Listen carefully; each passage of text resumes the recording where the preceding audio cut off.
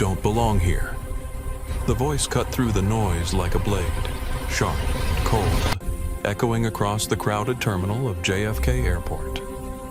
1 second later, Dominique Reynolds' black leather suitcase was kicked hard, bursting open as documents and electronic devices scattered across the floor. I demand immediate The sound action. of things hitting the ground was swallowed by a chorus of gasps from flight passengers.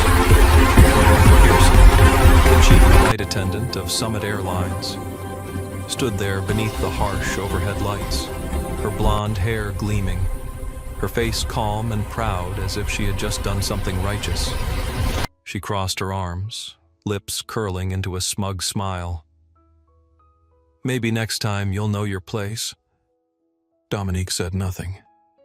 She bent down, collecting each paper, each device that had rolled away, her fingers trembling slightly, not from fear, but from holding back anger. Around her, the whispers rose like a wave. "Oh my God, who is she? Why would the flight attendant do that? Is someone recording this?" As every phone camera turned toward them amid the chaos, Dominique stood tall. She didn't shout, didn't argue. Only her eyes, dark, deep, and cold, stared straight into Meredith's. A look that could have made anyone flinch if they had known who she really was. But Meredith didn't. All she saw was a woman of color dressed elegantly, but not the right way. And to her, that alone was wrong. The terminal buzzed with the ambient soundtrack of travel announcements echoing through speakers. The hum of moving walkways, the clatter of luggage wheels against tile, the scent of overpriced coffee mingled with perfume and the sterile, recycled air. Morning sunlight streamed through the vast windows, creating a stark contrast between the bright, promising day outside and the ugly scene unfolding within. A child nearby tugged at his mother's sleeve. "Mommy, why did that lady kick her bag?" The mother pulled him closer, shielding him from the confrontation, unsure how to explain cruelty in terms a child could understand. The digital clock on the departure board showed 9:32 a.m. In exactly 3 minutes, everything would change. Dominique felt the smooth leather of her watch against her wrist as she gathered a spreadsheet that had slid beneath a nearby chair. The timepiece had been a gift from her brother Jackson when Skyline Safety Systems signed its first $1 million contract. To remember the moment, he'd said, "Now." She checked it instinctively. 32 a.m. as another kind of moment unfolded. The terminal floor was cold against her fingertips as she collected her belongings. The contract, worth $500 million, had thankfully remained intact in its leather portfolio. 6 months of negotiations, technological innovations, and careful relationship building, all scattered across the floor because one woman decided she didn't belong. She could hear her own heartbeat in her ears, a steady, controlled rhythm that belied the anger coursing through her veins. Years of similar encounters had taught her that losing control meant losing power. So she breathed in through her nose, out through her mouth, a technique she'd perfected in boardrooms where she was often the only black woman present. "Do you need some help?" A kind voice broke through her concentration. Maria Gonzalez, a Hispanic woman with warm eyes and gentle hands, was already kneeling beside her, gathering papers. "Thank you," Dominique replied, maintaining her composure. Maria's gaze flickered toward Meredith, then back to Dominique. "I've seen this before," she whispered. "I'm a traveling nurse. The assumptions people make." Their hands touched briefly as they both reached for the same document. In that moment, a silent understanding passed between them. The shared experience of being judged for existing in spaces others felt they shouldn't occupy. Across the terminal, more people were noticing the commotion. Some stopped, openly staring. Others pretended not to see, the way people often do when confronted with uncomfortable truths. A few approached, offering help or simply bearing witness. "Have you ever been judged based solely on your appearance?" Dominique would later ask in interviews. That moment when someone decides everything about you without knowing your name, your story, your worth. Drop your experiences in the comments below. You're not alone. The question would resonate with millions. But for now, in this terminal, Dominique was focused on a more immediate goal: maintaining her dignity in the face of blatant disrespect. Just 15 minutes earlier, Dominique had walked into Gate 27 with the calm poise of someone who had passed through thousands of airport lounges across the world. A gray suit, thin glasses, a small leather bag. Everything about her was understated, elegant, effortless. The terminal was crowded with Monday morning business travelers, men in dark suits with briefcases, women in tailored blazers checking emails on tablets, all moving with the practiced efficiency of frequent flyers. The scent of coffee was strong near the small cafe at the edge of the waiting area. The hum of voices discussing meetings, deals, and connections created a background drone of commerce in motion. Dominique's heels clicked softly against the polished floor as she approached the boarding gate. She had chosen her outfit carefully that morning, professional but not flashy, expensive but not ostentatious. The gray suit was tailored perfectly to her athletic frame, a result of her morning running routine. Her natural hair was styled in a short, professional cut that framed her face, highlighting her sharp cheekbones and clear, intelligent eyes. No one knew that inside her briefcase lay a contract worth $500 million, a deal that could redefine the entire aviation industry. No one knew that this woman was the CEO of Skyline Safety Systems, the largest flight safety technology partner Summit Airlines had ever signed. They only saw what they wanted to see, a woman who looked ordinary, and that was enough to judge her. As Dominique checked her phone, she scrolled past a text from her brother Jackson, nervous about today. She had replied simply, "Never nervous, just prepared." It was their ritual exchange before big meetings, dating back to their childhood when Jackson would ask the same question before her spelling bees and debate competitions. The morning sun cast long rectangles of light across the terminal floor. Dominique stepped through one, feeling its warmth momentarily before returning to the artificial cool of the air conditioning.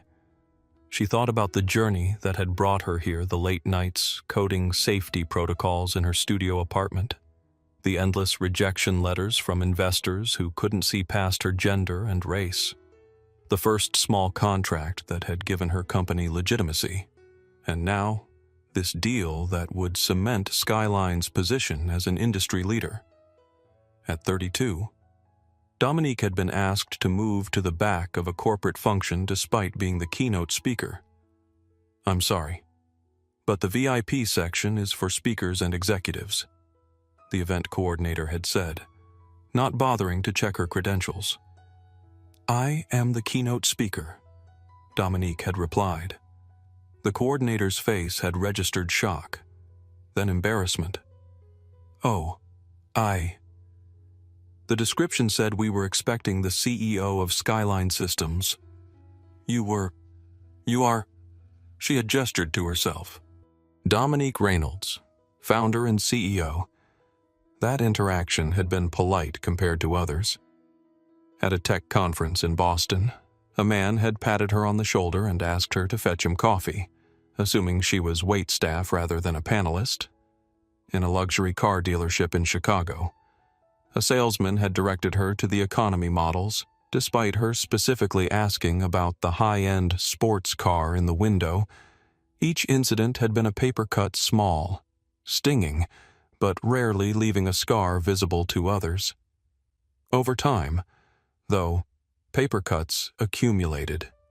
They bled, they hurt, and they taught her to be prepared. That was the genesis of Protocol 3. not just a response to discrimination, but a system to document it, address it, and ultimately transform the environments that allowed it to flourish. Dominique approached the Summit Airlines premium check-in counter.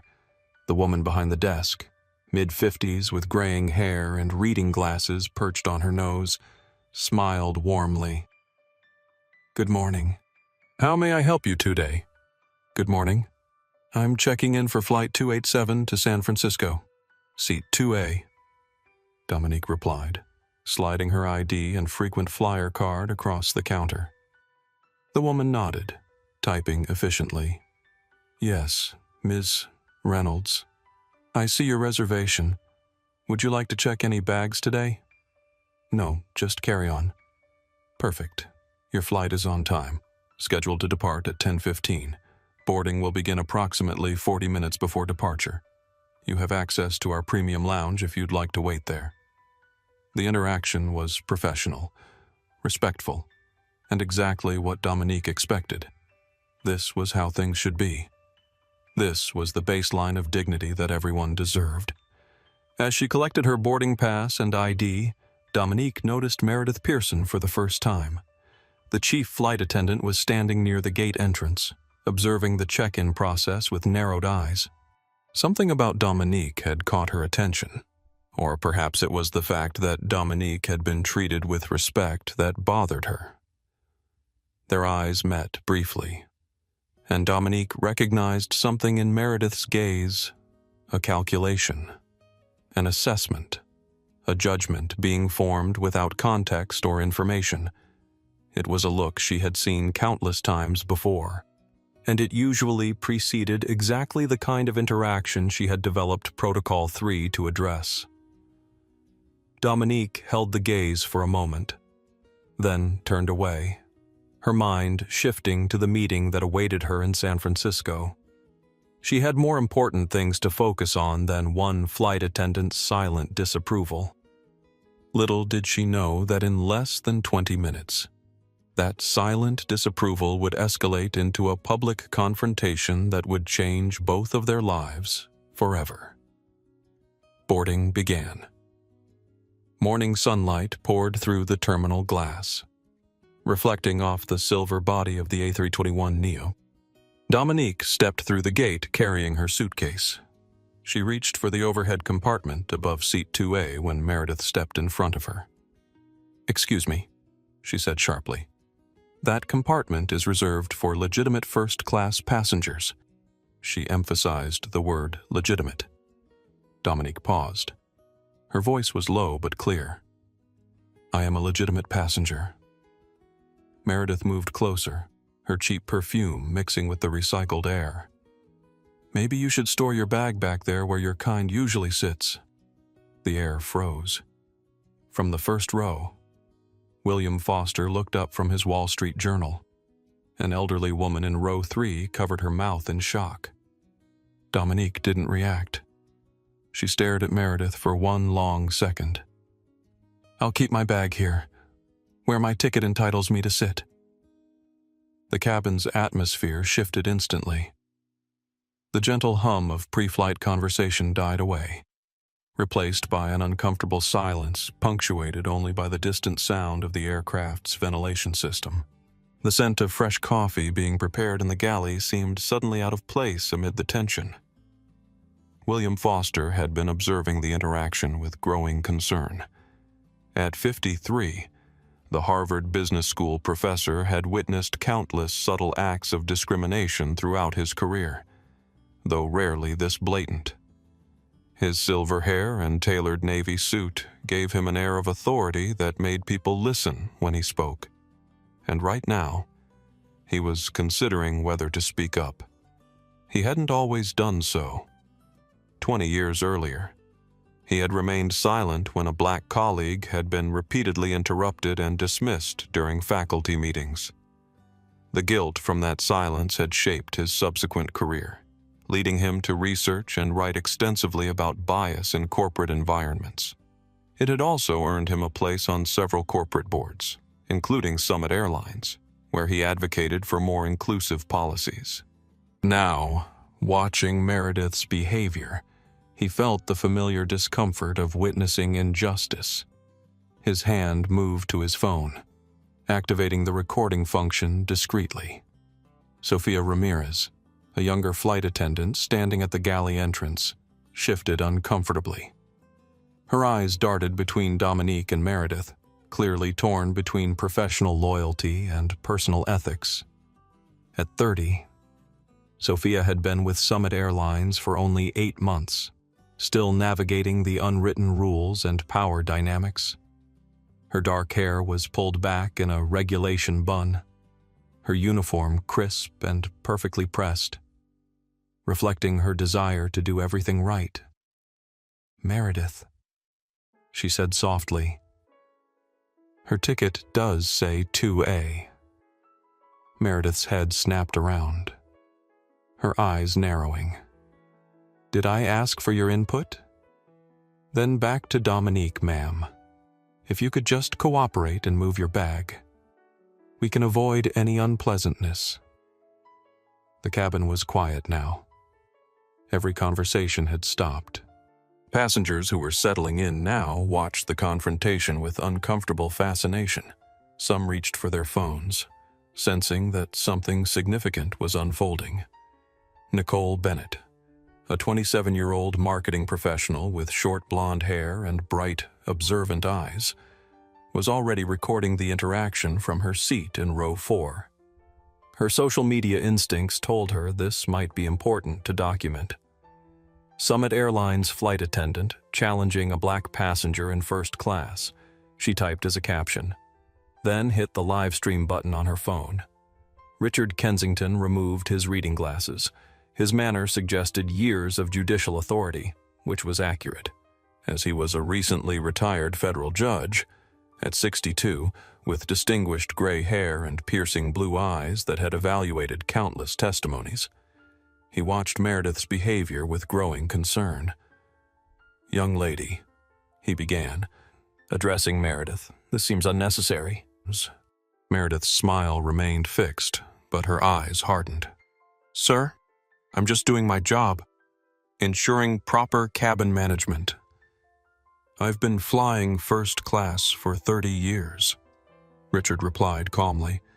I've never seen proper cabin management require questioning a passenger's right to be here. Meredith's cheeks flushed slightly. Richard Kensington's voice carried the weight of authority, and other passengers were nodding in agreement with his assessment. Dominique placed her bag firmly in the overhead bin. My bag stays here. My seat is here. That's final. The decisive tone in Dominique's voice caused several passengers to exchange glances. It wasn't the voice of someone intimidated or uncertain. It was the voice of someone accustomed to being heard and respected. Meredith's face flushed deeper. She leaned closer, dropping her professional veneer. We'll see about that. The threat hung in the air as she turned and stalked toward the front galley. Sofia gave Dominique an apologetic look before following her senior colleague. In the galley, Meredith's whispered words were still audible to the first few rows. I can't believe they'll let anyone in first class these days if they pay enough. There used to be standards. Sofia's response was too quiet to hear, but her uncomfortable expression spoke volumes. Dominique settled into 2A, removing a slim laptop from her carry-on. She began reviewing documents as if nothing unusual had occurred, but her senses remained heightened, aware that this confrontation wasn't over. Maria Gonzalez, now seated across the aisle, offered Dominique a sympathetic smile. I'm Maria, she said quietly. That was completely unprofessional of her. Thank you, Dominique replied. I'm Dominique. I've seen this before. Maria continued, her voice low. I'm a traveling nurse. The assumptions people make based on appearance never cease to amaze me. Last month in Dallas, a patient refused to believe I was his nurse, kept asking when the real nurse would arrive. Dominique nodded in understanding. It's exhausting, Isn't it? The constant need to justify your presence? Exactly. Maria agreed. Like, we need to present credentials just to exist in certain spaces. Their conversation was interrupted by William Foster, who leaned slightly over from his seat in 1B. "Excuse me," he said quietly. "I want you to know that I've documented that interaction. It was completely inappropriate. Thank you." Dominique replied, studying him with interest. "I appreciate that. William Foster." He introduced himself. "Harvard Business School. Dominique Reynolds. Skyline Safety Systems." A flash of recognition crossed his face at the company name, but he didn't comment further, simply nodding respectfully before returning to his newspaper. However, his phone remained positioned on his armrest, still recording. Still, as other passengers continued boarding, the tension in the first-class cabin was palpable. Conversations resumed, but in hushed tones, many discussing what they had just witnessed. "Did you see how that flight attendant spoke to her completely uncalled for? I've never seen anything so blatant." Dominique heard the comments but kept her focus on her work. Years of experience had taught her that maintaining professionalism in the face of discrimination was often the most powerful response. She would not give Meredith the satisfaction of seeing her rattled. However, when she realized she'd left an important business card in the terminal, she decided to retrieve it quickly before departure. As she rose from her seat, she noticed Meredith watching her from the galley, a calculating look in her eyes. "I'll be right back." Dominique mentioned to Maria, "I need to grab something from the terminal." "Of course," Maria replied. "I'll watch your things." As Dominique walked up the aisle and out of the aircraft, she didn't see Meredith follow her after a brief delay. She didn't notice the determined set of Meredith's shoulders or the slight smile that played at the corners of her mouth as she followed Dominique into the terminal. What happened next would be captured by dozens of phones, documented in detail by Protocol 3, and would ultimately change both women's lives forever. Now we return to the opening scene, but with more context and detail. The overhead terminal clock showed 9:32 a.m. when Meredith followed Dominique back into the terminal area after Dominique left to retrieve her dropped business card. "You don't belong here." The words hung in the air for a moment before Meredith's foot connected with Dominique's suitcase, sending it skidding across the polished floor. The lock burst open, and papers, including the $500 million contract, scattered everywhere. The sound echoed across the terminal, the thud of the kick, the scrape of the suitcase against tile, the crack of the lock breaking, and the flutter of documents spreading like leaves in an autumn wind. Nearby, conversations halted mid-sentence. The coffee cup in a businessman's hand paused halfway to his lips. A child pointed, only to have his hand gently lowered by his mother. The terminal clock now showed 9:33 a.m.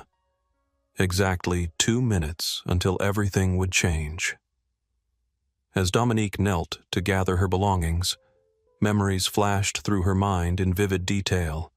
At 24, fresh out of MIT with a master's in aerospace engineering and a vision for revolutionizing flight safety. She had arrived at a boutique hotel in Atlanta after a red-eye flight. Her meeting with potential investors was in 3 hours, and she desperately needed to shower and change. She was dressed in sweats, exhausted from the flight, her hair wrapped in a satin scarf, with a confirmed reservation made weeks in advance. The man at the desk had looked her up and down, his gaze lingering on her casual clothes and scarf-covered hair. His lip had curled slightly as he'd said, "You don't look like someone who'd stay here." He claimed the system was down and suggested she come back when the manager was around. No rooms were available now, he insisted. Despite her confirmation email, too tired to argue and needing to prepare for her meeting, she had returned to her rental car, changed clothes in a gas station bathroom, and presented herself for her meeting without sleep. The investors had passed on her proposal. That night, sleeping in her car in the hotel parking lot, she had opened her laptop and begun outlining a business plan that would grow into Skyline Safety Systems. If they won't let me in, she'd thought, I'll build something they can't keep out.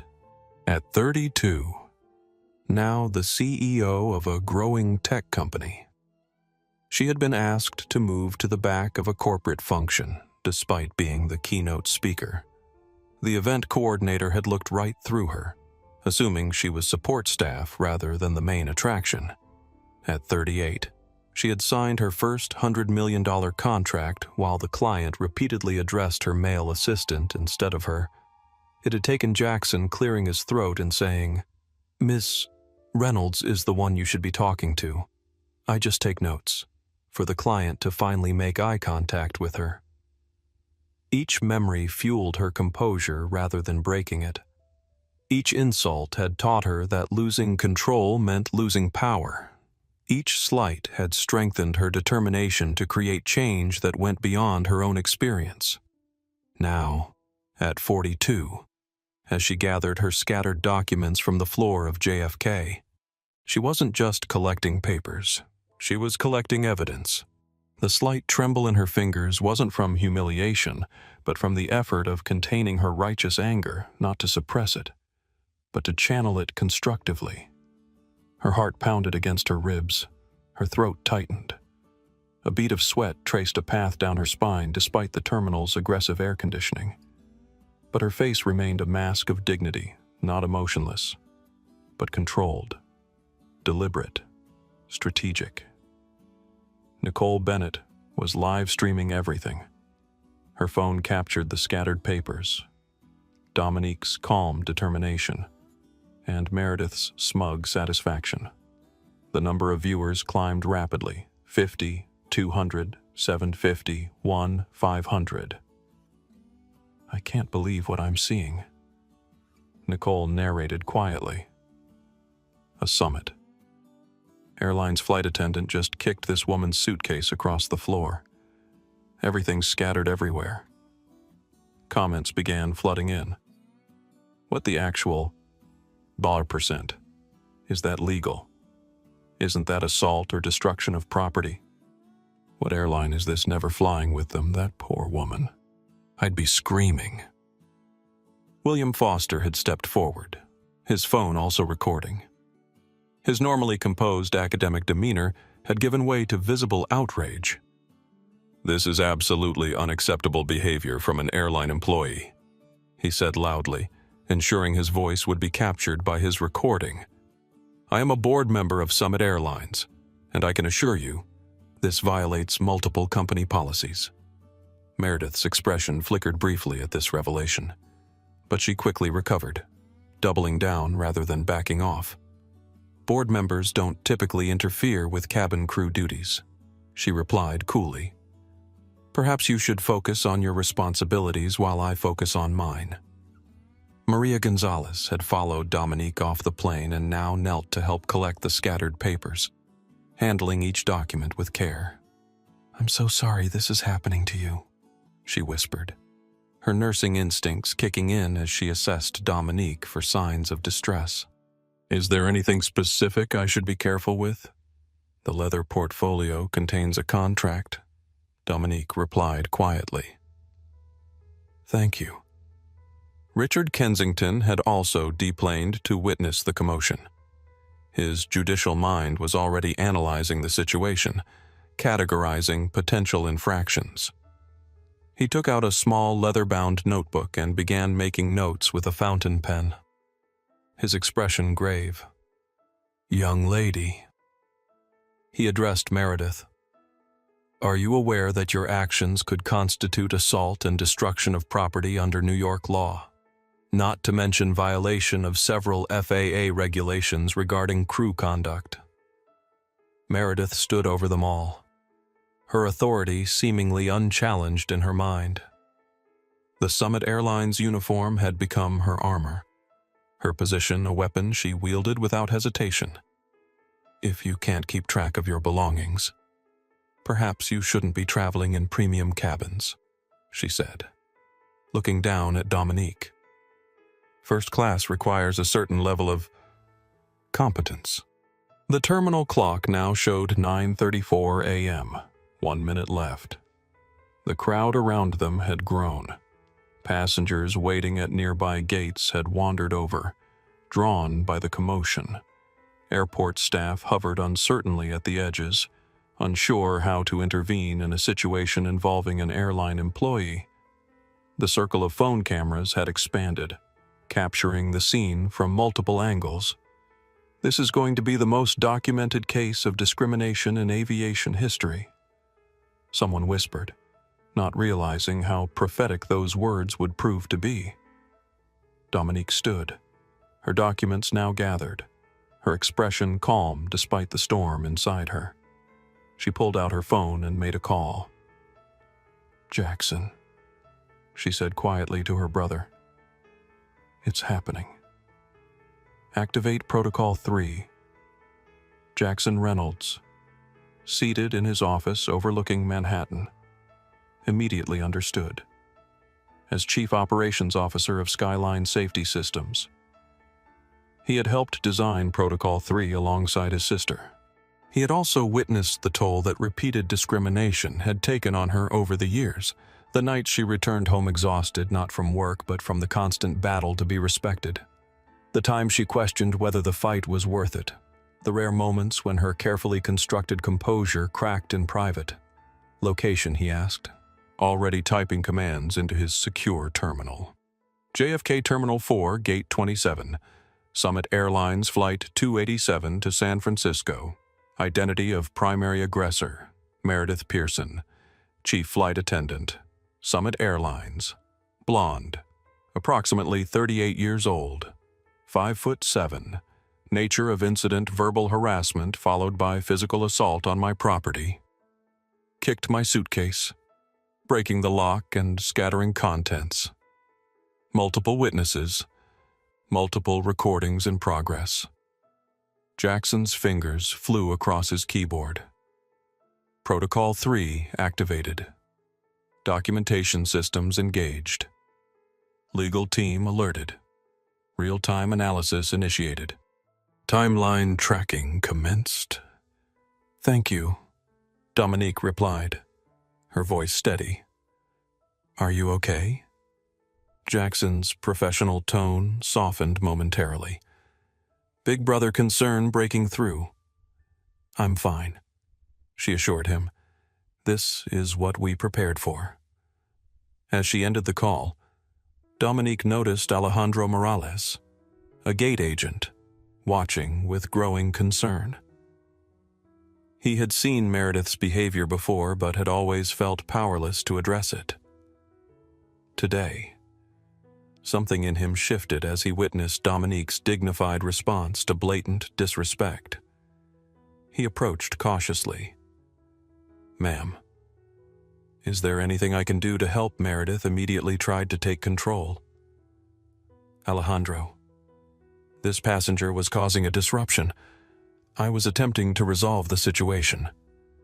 "That's not what happened," Maria countered firmly, rising to her feet with several of Dominique's recovered documents. "She kicked this woman's suitcase deliberately. We all saw it." Alejandro looked between them, then made his decision. "Ms. Pearson, I need to report this incident to operations." "You do that," Meredith replied with a dismissive wave. "They'll understand I was following protocol." Sofia Ramirez had also emerged from the aircraft, having followed the commotion. She approached cautiously, her face reflecting her internal conflict. "Meredith, I think we should get back to the aircraft." Meredith snapped. "I'll handle this." Sofia hesitated, then straightened her posture. "No, I don't think I will. What you did was wrong." A murmur of approval ran through the gathered crowd. Meredith's face darkened as she realized her authority was eroding in real time. William Foster stepped between Meredith and Dominique. Ma'am, as a frequent flyer with Summit Airlines and a board member, I'm appalled at your treatment of this passenger. Meredith's confidence wavered slightly. Sir, you don't understand the situation. I understand perfectly, he replied. I've seen enough. Richard Kensington joined him, as have I, and I've documented everything. The terminal clock showed 9:35 a.m. The 3-minute mark had arrived. More passengers had gathered now, forming a loose circle around the confrontation. Phones recorded from every angle. The incident had become impossible to ignore or dismiss. What do you think will happen next? Nicole Bennett asked her live stream audience, which had now grown to over 10,000 viewers. Should Summit Airlines fire this flight attendant? Comment below with your thoughts. Comments flooded in.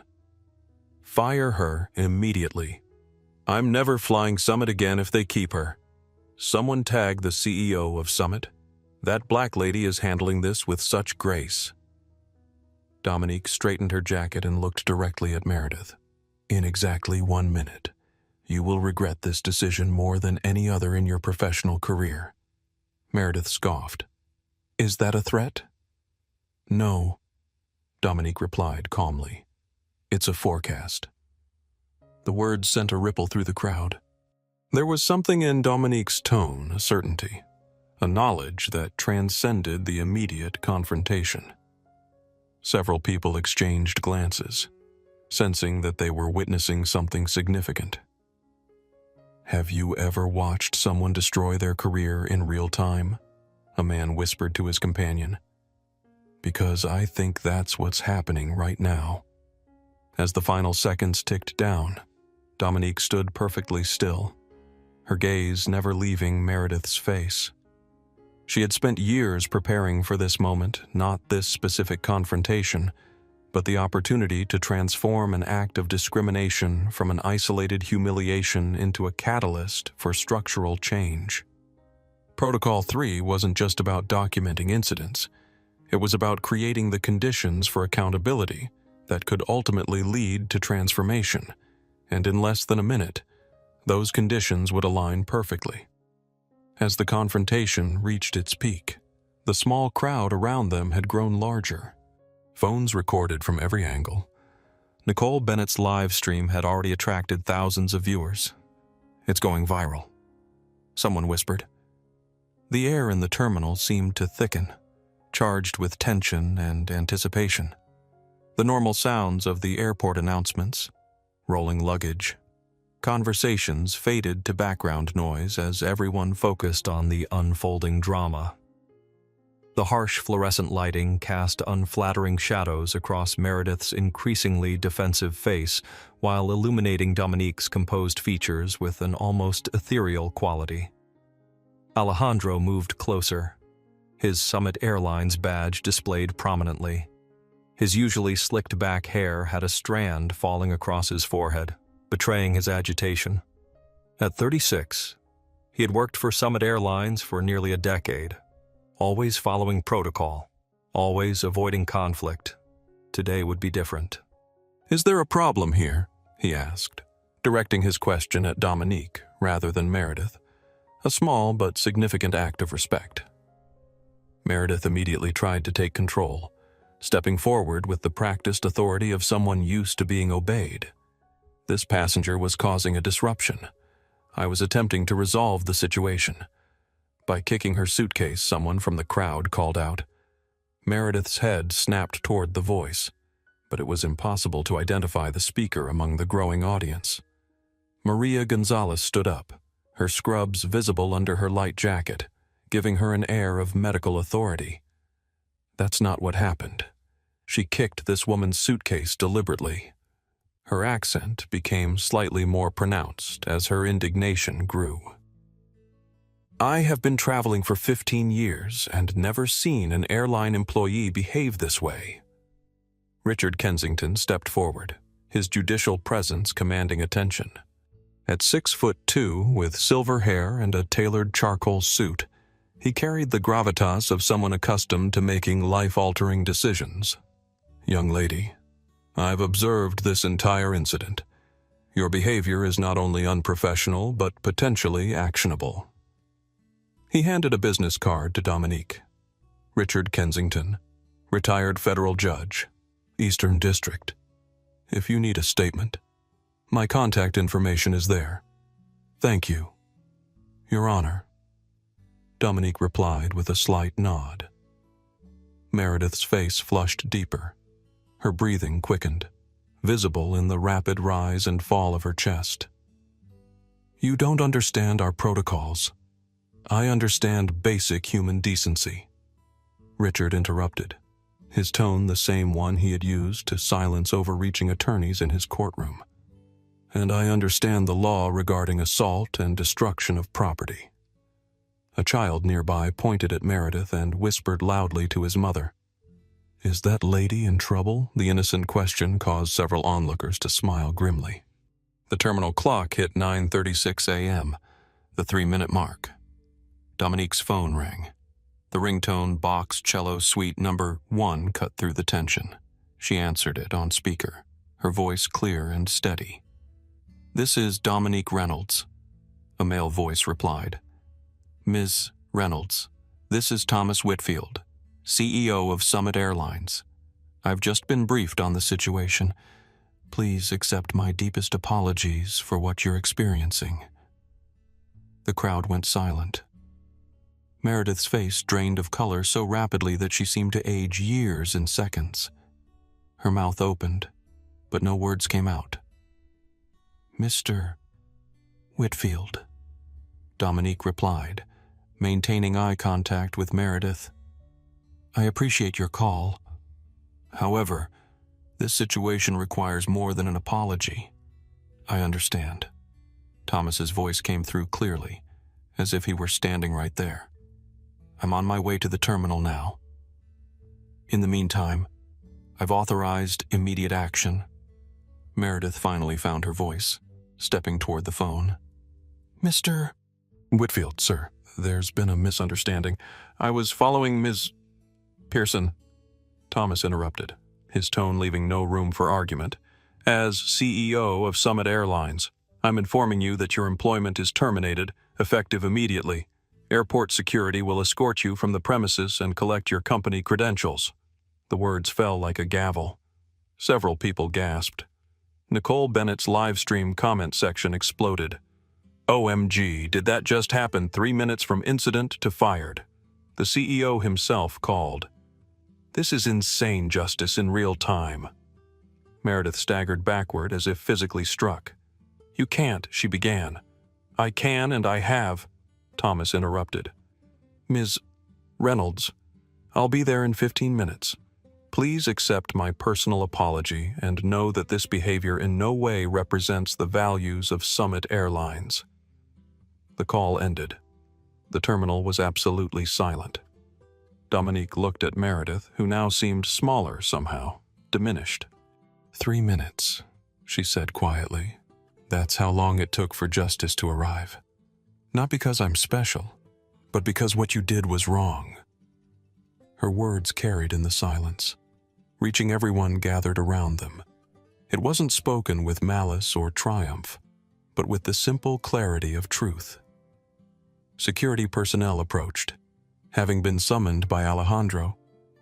Ms. Pearson, one officer said, "We need you to come with us." Meredith looked around desperately, seeking support or sympathy, but found none. The crowd that had gathered to witness her assertion of authority now watched her downfall with the same fascination. Her uniform, once a source of power, now seemed to hang on her frame awkwardly, as if it already recognized it no longer belonged to her. "This isn't fair," she whispered, but her protest lacked conviction.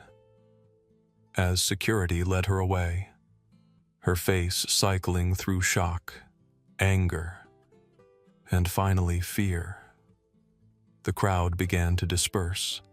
The drama had reached its conclusion, or at least this act of it. Conversations resumed, though nearly all focused on what they had just witnessed. "Did you see her face when the CEO called?" I've never seen anyone fired so quickly in my life. That woman must be someone important. Doesn't matter who she is, no one deserves to be treated that way. William Foster approached Dominique. His normally reserved academic demeanor had given way to frank admiration. "Ms. Reynolds," he said, extending his hand. "William Foster, Harvard Business School. I'm also on the board of Summit Airlines. I want you to know that I witnessed everything and will ensure this incident receives full attention at our next meeting." Dominique shook his hand. "Thank you, Professor Foster. I appreciate your integrity. I should have spoken up sooner," he admitted, "but I wanted to document the interaction first." "Documentation is crucial," Dominique agreed. "It transforms isolated incidents into evidence of patterns." Richard Kensington introduced himself more formally. "Ms. Reynolds, I've documented the entire incident if you need a statement." "That's very kind of you, Your Honor," Dominique replied. "If you could send your observations to the email address on my card, it would be greatly appreciated." She handed him her business card. His eyebrows rose slightly as he read Dominique Reynolds, CEO, Skyline Safety Systems. "Ah," he said with newfound understanding. "That explains a few things." Nicole Bennett approached cautiously, lowering her phone. Her blonde pixie cut framed a face flushed with excitement and adrenaline. "Ms. Reynolds, I'm Nicole. I captured everything on livestream.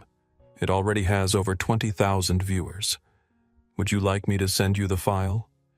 "Yes, please," Dominique said, "and thank you for documenting this." Nicole's eyes widened as she took the offered business card. Wow. I use your company's travel safety app. It's brilliant." "I'm glad you find it useful," Dominique replied with a genuine smile. As the group talked, Sofia Ramirez approached nervously. Her hands twisted the end of her uniform scarf, and her eyes darted occasionally toward the direction Meredith had been escorted. "Ms. Reynolds, I'm so sorry about what happened. I should have spoken up sooner." Dominique turned to her with a gentle smile. "You did speak up, and that matters. What's your name, Sofia Ramirez? I'm a flight attendant with Summit." "Well, Sofia, your courage is noted. Sometimes speaking up, even softly, is the hardest thing to do." Sofia nodded, blinking back unexpected tears. "Thank you. It's just... Meredith has been with the airline for so long. She has had so much influence over scheduling and promotions, and that made speaking up even more courageous." Dominique observed, "You chose integrity over convenience." Alejandro joined them, apologizing profusely for not intervening earlier. His accent thickened with emotion as he explained, "I have seen her do this before, but more subtle. Little comments, extra scrutiny for certain passengers. I should have reported it. Systems often discourage reporting," Dominique said. "They prioritize harmony over accountability. But that's changing." As the impromptu gathering continued, Maria noticed Dominique's suitcase. "Your bag is damaged," she said, pointing to the broken lock and scratched leather. Dominique looked at the scuffed leather. "The broken lock." "Yes, it is. But some damage leads to necessary change." The terminal speakers crackled with the boarding announcement for Flight 287. Passengers looked uncertainly toward the gate. "What about the flight?" Sophia asked. "I'm supposed to be working it, but we're now short a chief flight attendant." "Who's the next senior crew member?" Dominique asked. "That would be Jeffrey. But he called in sick today. It's just me and 2 junior attendants." Dominique checked her watch. "Let's get everyone boarded. I believe Mr. Whitfield will have a solution by the time we're ready to depart." The group moved back toward the gate, where confused passengers were milling about, uncertain whether to board.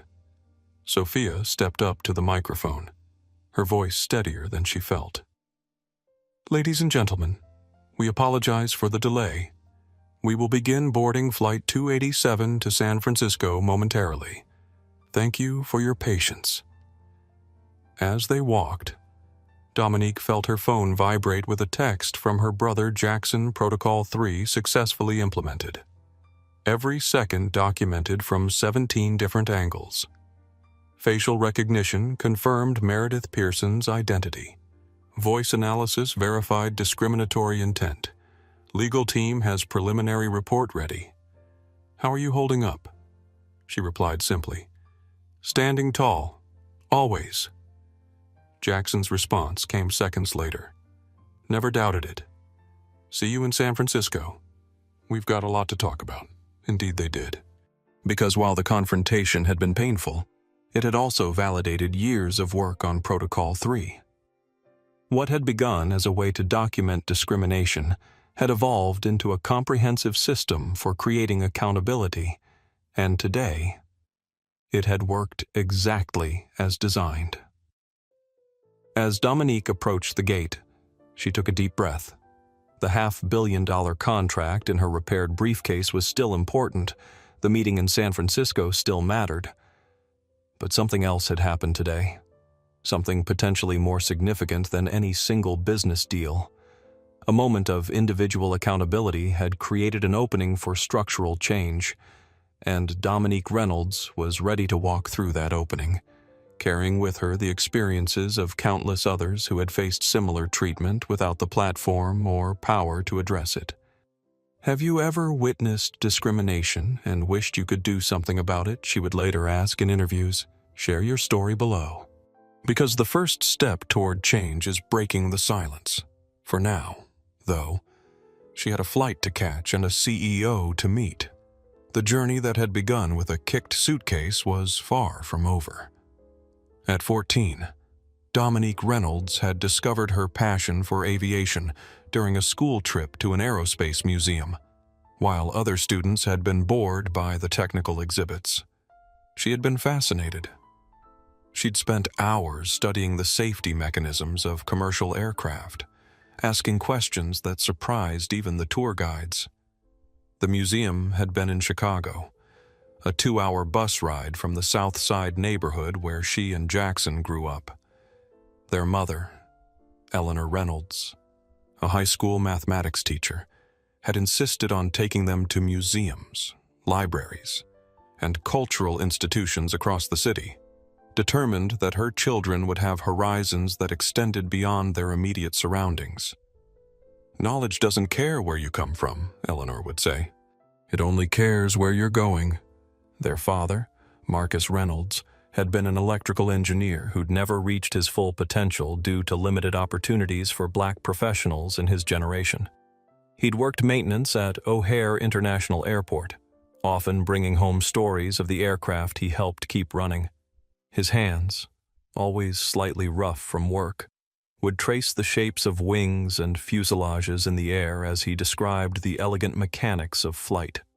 "Nothing man-made has more backup systems than an airplane," he'd explained to a young Dominique one night while helping with her science homework. "Every critical system has redundancies, because failure isn't an option when you're 30,000 feet up."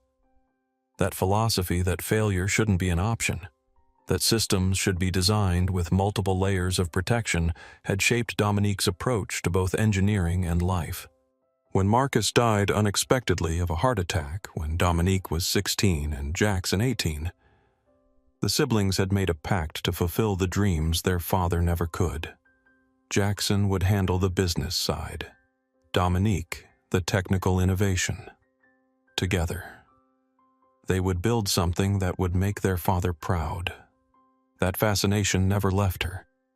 At MIT, she majored in aerospace engineering.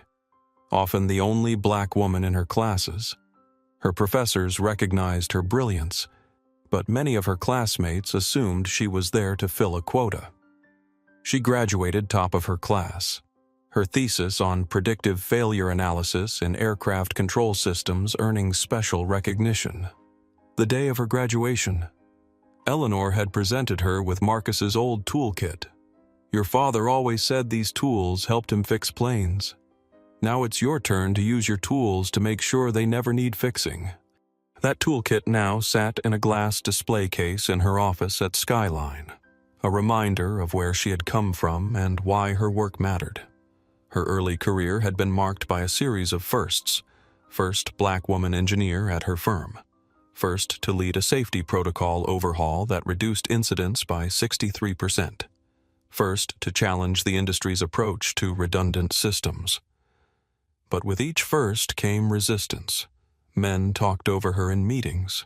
Ideas she proposed would be dismissed, then praised when repeated by white colleagues. Hotel staff would ask if she was in the right place when she arrived for industry conferences.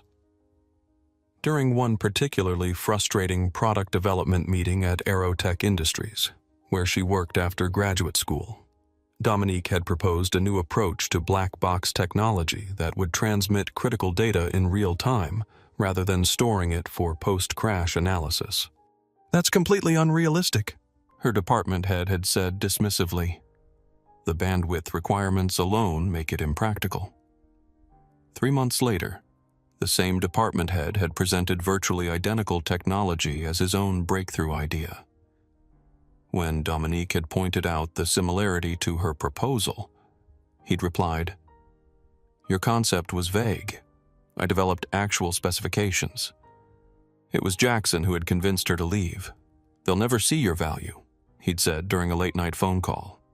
"You need to build something where your ideas can't be stolen or dismissed." After one particularly frustrating experience where an airline had lost critical safety data during a routine test, Dominique had decided to create her own company. Skyline Safety Systems was born in her apartment with nothing but a laptop and a determination to change how the aviation industry approached safety. The early days had been lean. Investors were skeptical of both her youth and her gender. One venture capitalist had asked if her husband or father would be involved in the business. Another had suggested she find a gray-haired man to serve as the public face of the company. Instead, she'd found alternative funding through a grant program for women in STEM and a small business innovation research grant from the Federal Aviation Administration. The first prototype of what would eventually become Skyline's flagship safety monitoring system had been built on her kitchen table, with parts ordered online and assembled by hand. Their first client had been a small regional airline with aging equipment and a new safety-focused CEO. The success of that initial installation had led to word-of-mouth recommendations, and slowly, Skyline had begun to grow. 10 years later, Skyline had become the leading safety technology provider for airlines worldwide. Their systems were in 86% of commercial aircraft globally.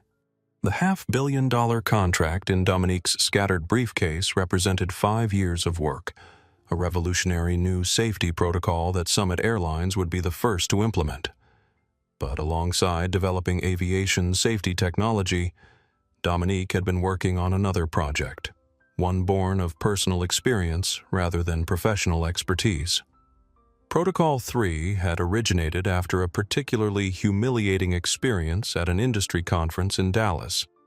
Dominique, by then the CEO of a successful mid-sized company, had been denied entry to a VIP reception despite having an invitation.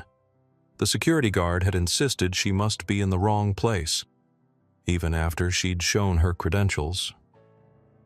"Look," he'd said, speaking slowly as if to a child. "This event is for executives and CEOs, not support staff." Even after she'd explained who she was, he'd remained skeptical until a white male colleague had vouched for her. The experience had left her seething not just with anger, but with frustration at the lack of accountability. There should be a way to document these incidents, she'd told Jackson afterward, not just for personal vindication, but to show the patterns, to make them impossible to dismiss as isolated events. That conversation had planted the seed for Protocol 3. Over the next 2 years, Dominique and Jackson had assembled a team of legal experts, UX designers, AI specialists, and behavioral scientists to create a comprehensive system for documenting, analyzing, and addressing discriminatory incidents. The system operated on 3 levels simultaneously: documentation, which captured every angle of an incident with timestamps and contextual metadata; analysis, which identified patterns and established connections to previous incidents; and action, which generated appropriate responses ranging from immediate interventions to long-term structural changes. What made Protocol 3 revolutionary wasn't just its thoroughness, but its adaptability. Unlike traditional reporting systems that required victims to navigate complicated processes, Protocol 3 was designed to minimize the burden on those experiencing discrimination while maximizing accountability for those perpetrating or enabling it. The name Protocol 3 had come from aviation safety principles. Protocol 1 was prevention, creating environments where discrimination was less likely to occur.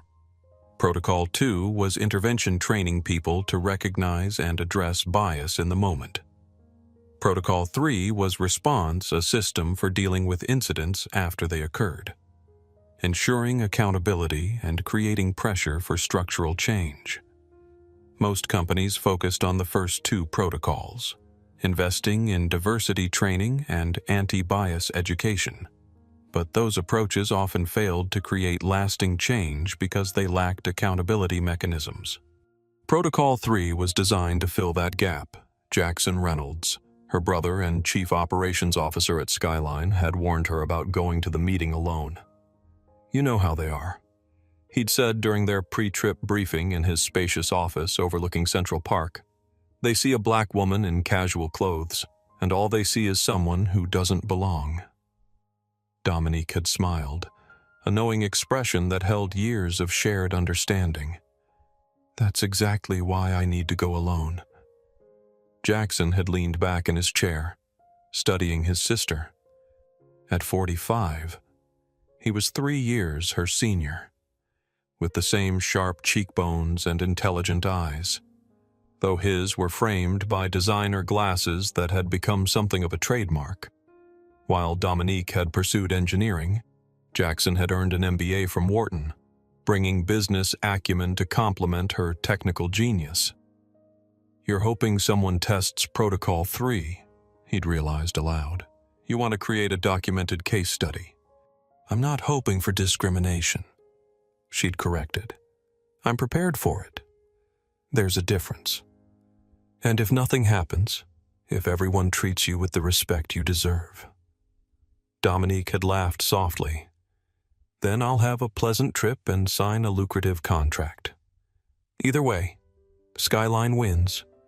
That preparation had proven prescient.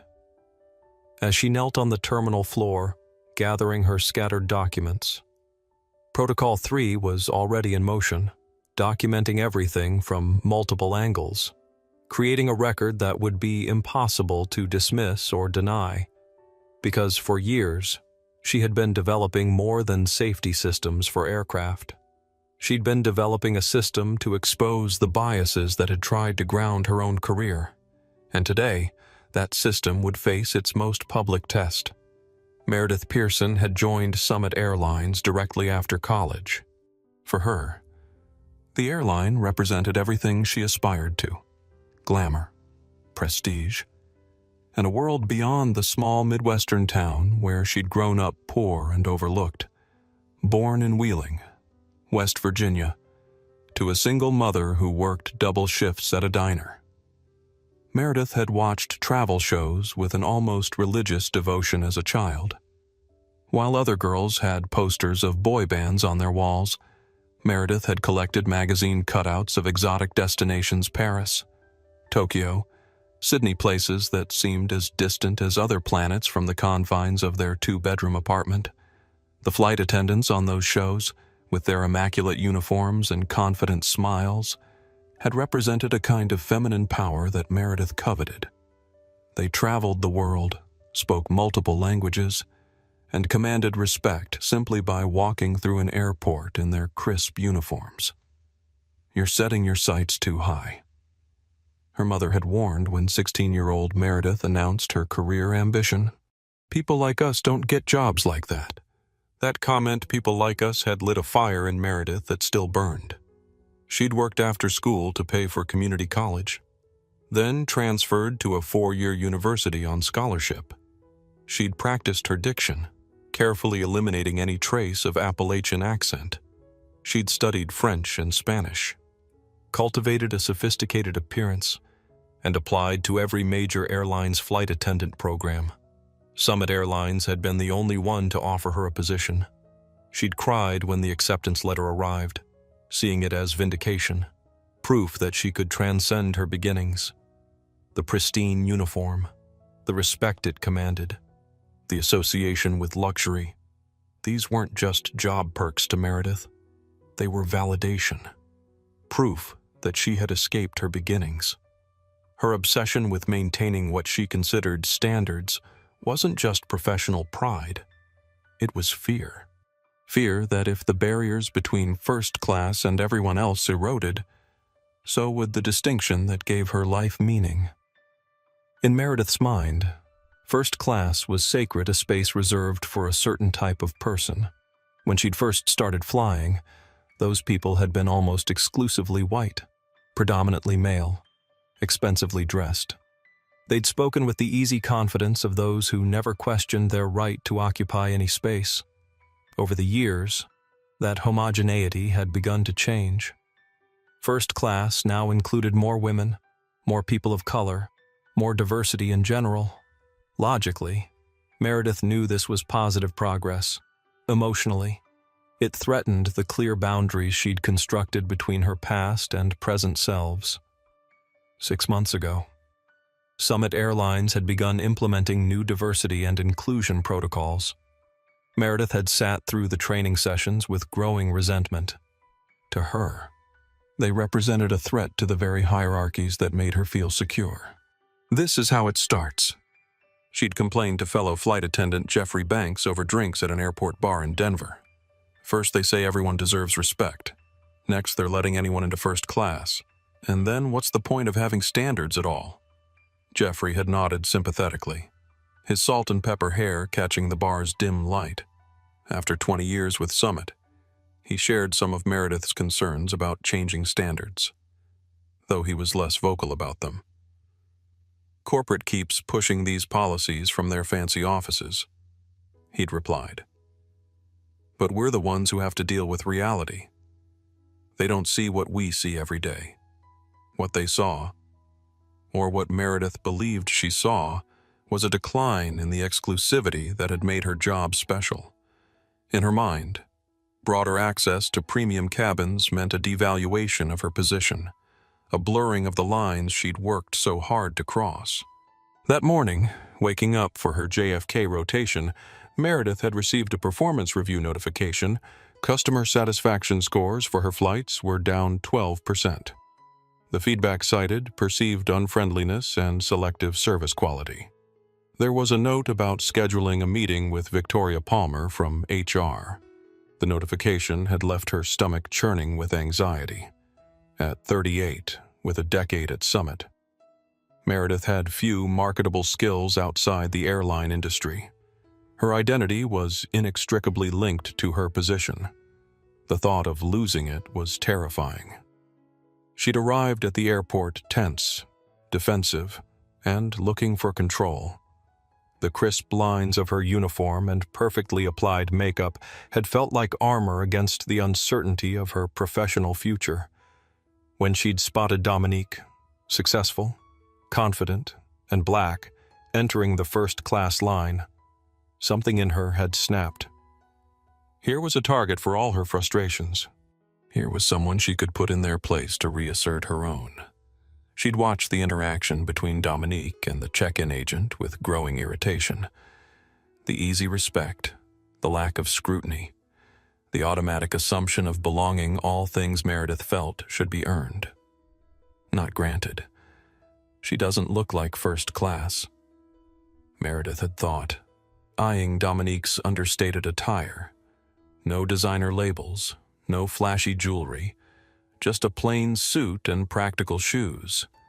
It hadn't occurred to her that true power often dressed simply, that those most secure in their status rarely felt the need to advertise it. As Dominique had approached the aircraft, Meredith had positioned herself strategically by the door, a small exercise of power that she'd performed countless times before. The first impression, the initial greeting, these were opportunities to establish hierarchy, to remind passengers who controlled their experience. "Welcome aboard," she had said to the elderly white couple in 1A and 1C, her smile warm and genuine. Then Dominique had appeared, and Meredith's smile had cooled noticeably. "Seat number?" she'd asked, despite the boarding pass clearly visible in Dominique's hand. The momentary confrontation over the overhead bin had been instinctive, a small assertion of authority, a reminder that Meredith controlled this space.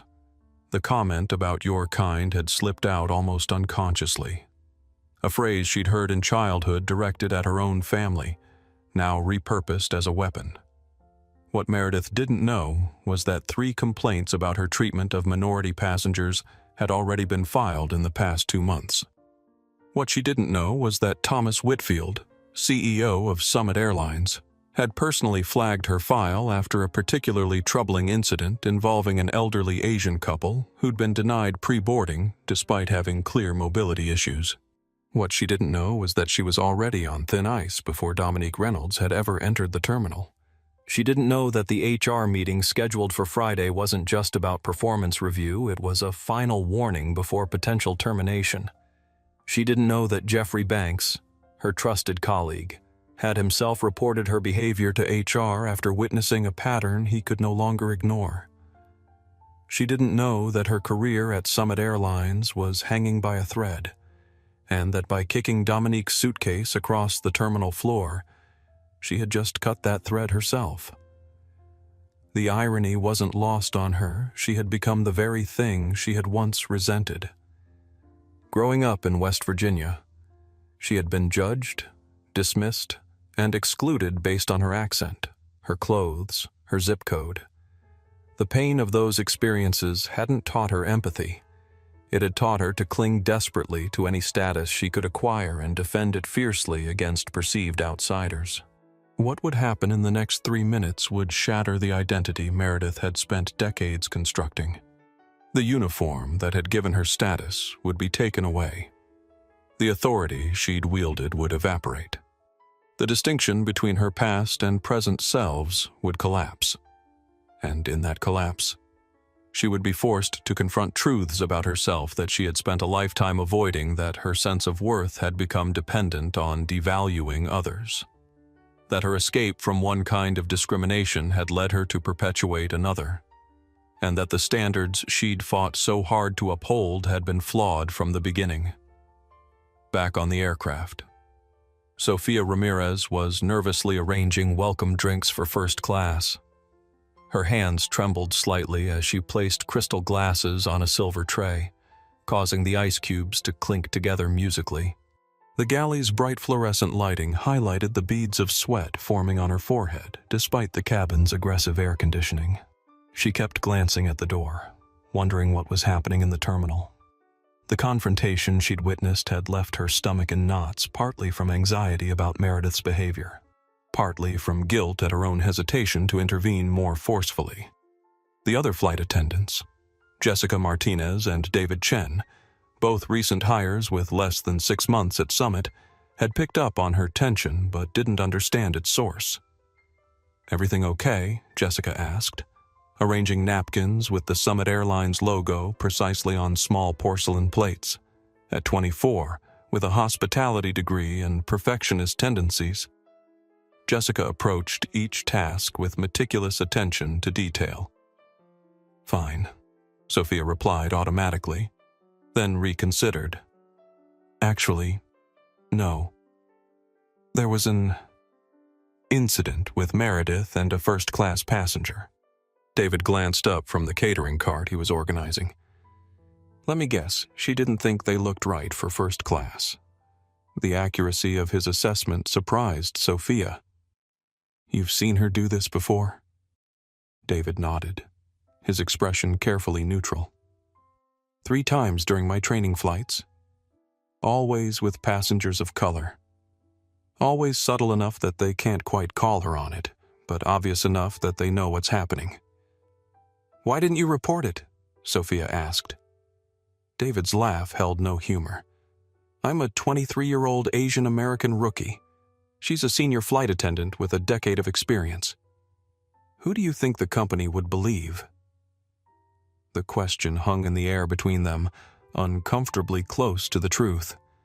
Summit Airlines, like many large corporations, had robust anti-discrimination policies on paper. In practice, reporting mechanism often favored those with seniority and institutional power. Jessica sighed, adding another perfectly folded napkin to her stack. My cousin works for United. She says all the airlines are the same. They talk about diversity and inclusion. But when it comes to actually protecting employees or passengers from discrimination, there's suddenly no clear protocol. The irony of that statement, given Dominique's development of Protocol 3, would only become apparent to them later. William Foster had returned to his seat, 1B, his phone still recording discreetly. The Harvard professor's usually calm demeanor was tense with controlled anger, not just at what he had witnessed, but at his own initial hesitation to intervene more forcefully. He was texting rapidly, his fingers moving with surprising speed for a man in his 50s. On Summit Flight 287. Just witnessed appalling discrimination by Chief FA. Recording everything. This needs board attention. The recipient was Jonathan Harris, Summit Airlines chairman of the board. Foster wasn't just a business school professor. He was a board member of multiple Fortune 500 companies, including Summit Airlines, a fact he hadn't mentioned to Dominique, wanting her to see him as an ally because it was right, not because of his position. Harris's response came quickly. Details Foster typed. Chief FA Meredith Pearson verbally harassed black female passenger in first class, questioned her right to be there, then followed her into terminal and physically kicked her luggage, scattering contents across floor, multiple witnesses, multiple recordings in progress. The 3 dots indicating Harris was typing appeared, disappeared, then reappeared. Finally, Christ, Whitfield needs to know immediately. This could be catastrophic. Already reaching out to him, Foster replied. This passenger isn't just any passenger. She's Dominique Reynolds, CEO of Skyline. The response was instantaneous. The Dominique Reynolds. The $500 million contract Dominique Reynolds. The same. I'm documenting everything. Thank you. Keep me posted. Emergency board call likely. Foster put down his phone and took a deep breath. As a Harvard professor specializing in ethical leadership and corporate governance, he had written extensively about how organizations respond to crisis moments, those inflection points where institutional values are tested in public view. This was precisely such a moment for Summit Airlines. Their response would reveal the truth about their culture far more clearly than any mission statement or diversity initiative ever could. Across the aisle, Richard Kensington was speaking quietly into his phone. Margaret, it's Richard. Cancel my dinner with Judge Williams tonight. I've just witnessed something that requires my attention. His wife of 40 years responded with the calm understanding of someone accustomed to the demands of a judicial career. Another case. Not officially. No, but potentially significant. It appears to be a clear case of discriminatory conduct by an airline employee against a black female passenger. And you're involving yourself because... Richard smiled slightly. Margaret always could see through him, because she handled it with remarkable dignity. And I respect that. Also, someone needs to ensure the facts are documented accurately. After retiring from the federal bench 2 years earlier, Richard had found himself increasingly drawn to civil rights issues. His own record as a judge had been fair, but in retrospect, he felt he hadn't done enough to address structural inequalities in the legal system. This post-retirement phase had become something of a personal redemption tour, a chance to use his expertise and authority in service of justice beyond the constraints of judicial procedure. In row 3, Maria Gonzalez sat with her hands clasped tightly.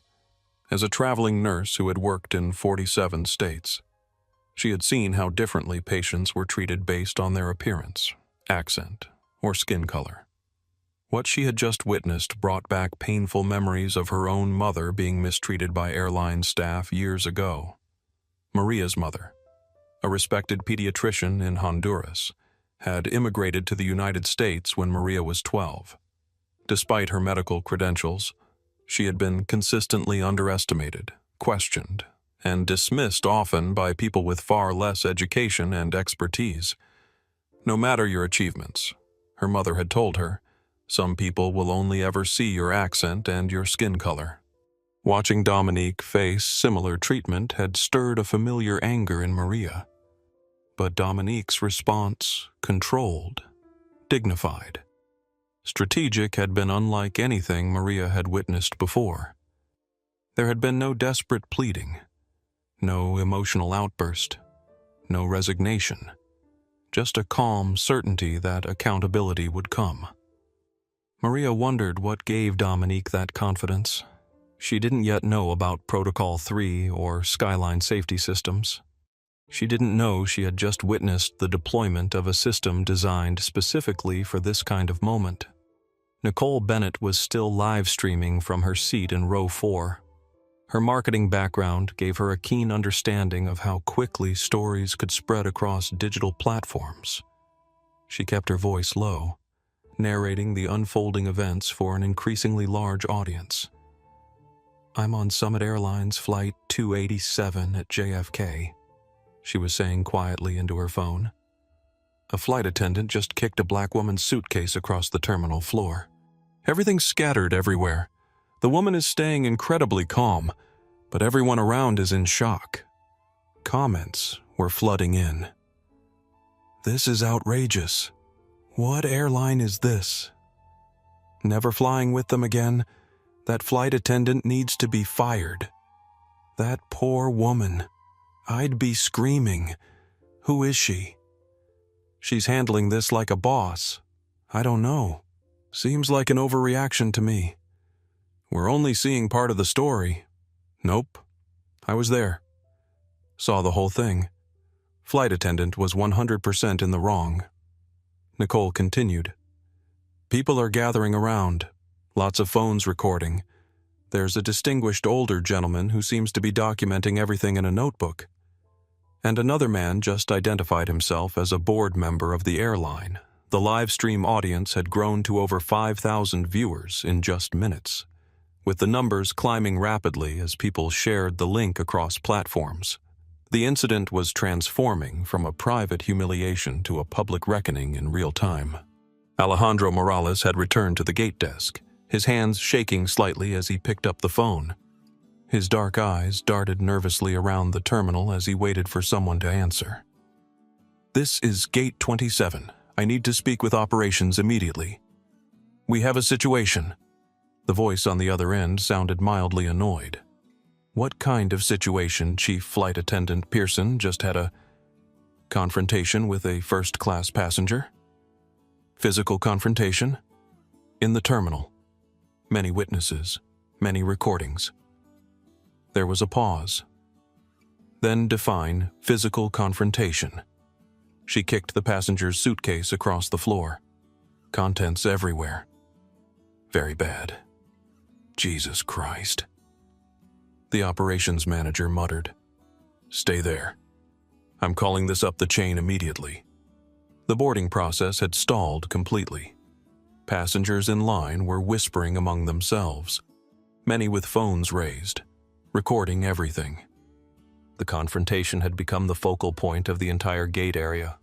As minutes passed, rumors spread through the cabin. Some passengers were checking Twitter and finding clips of the incident already circulating.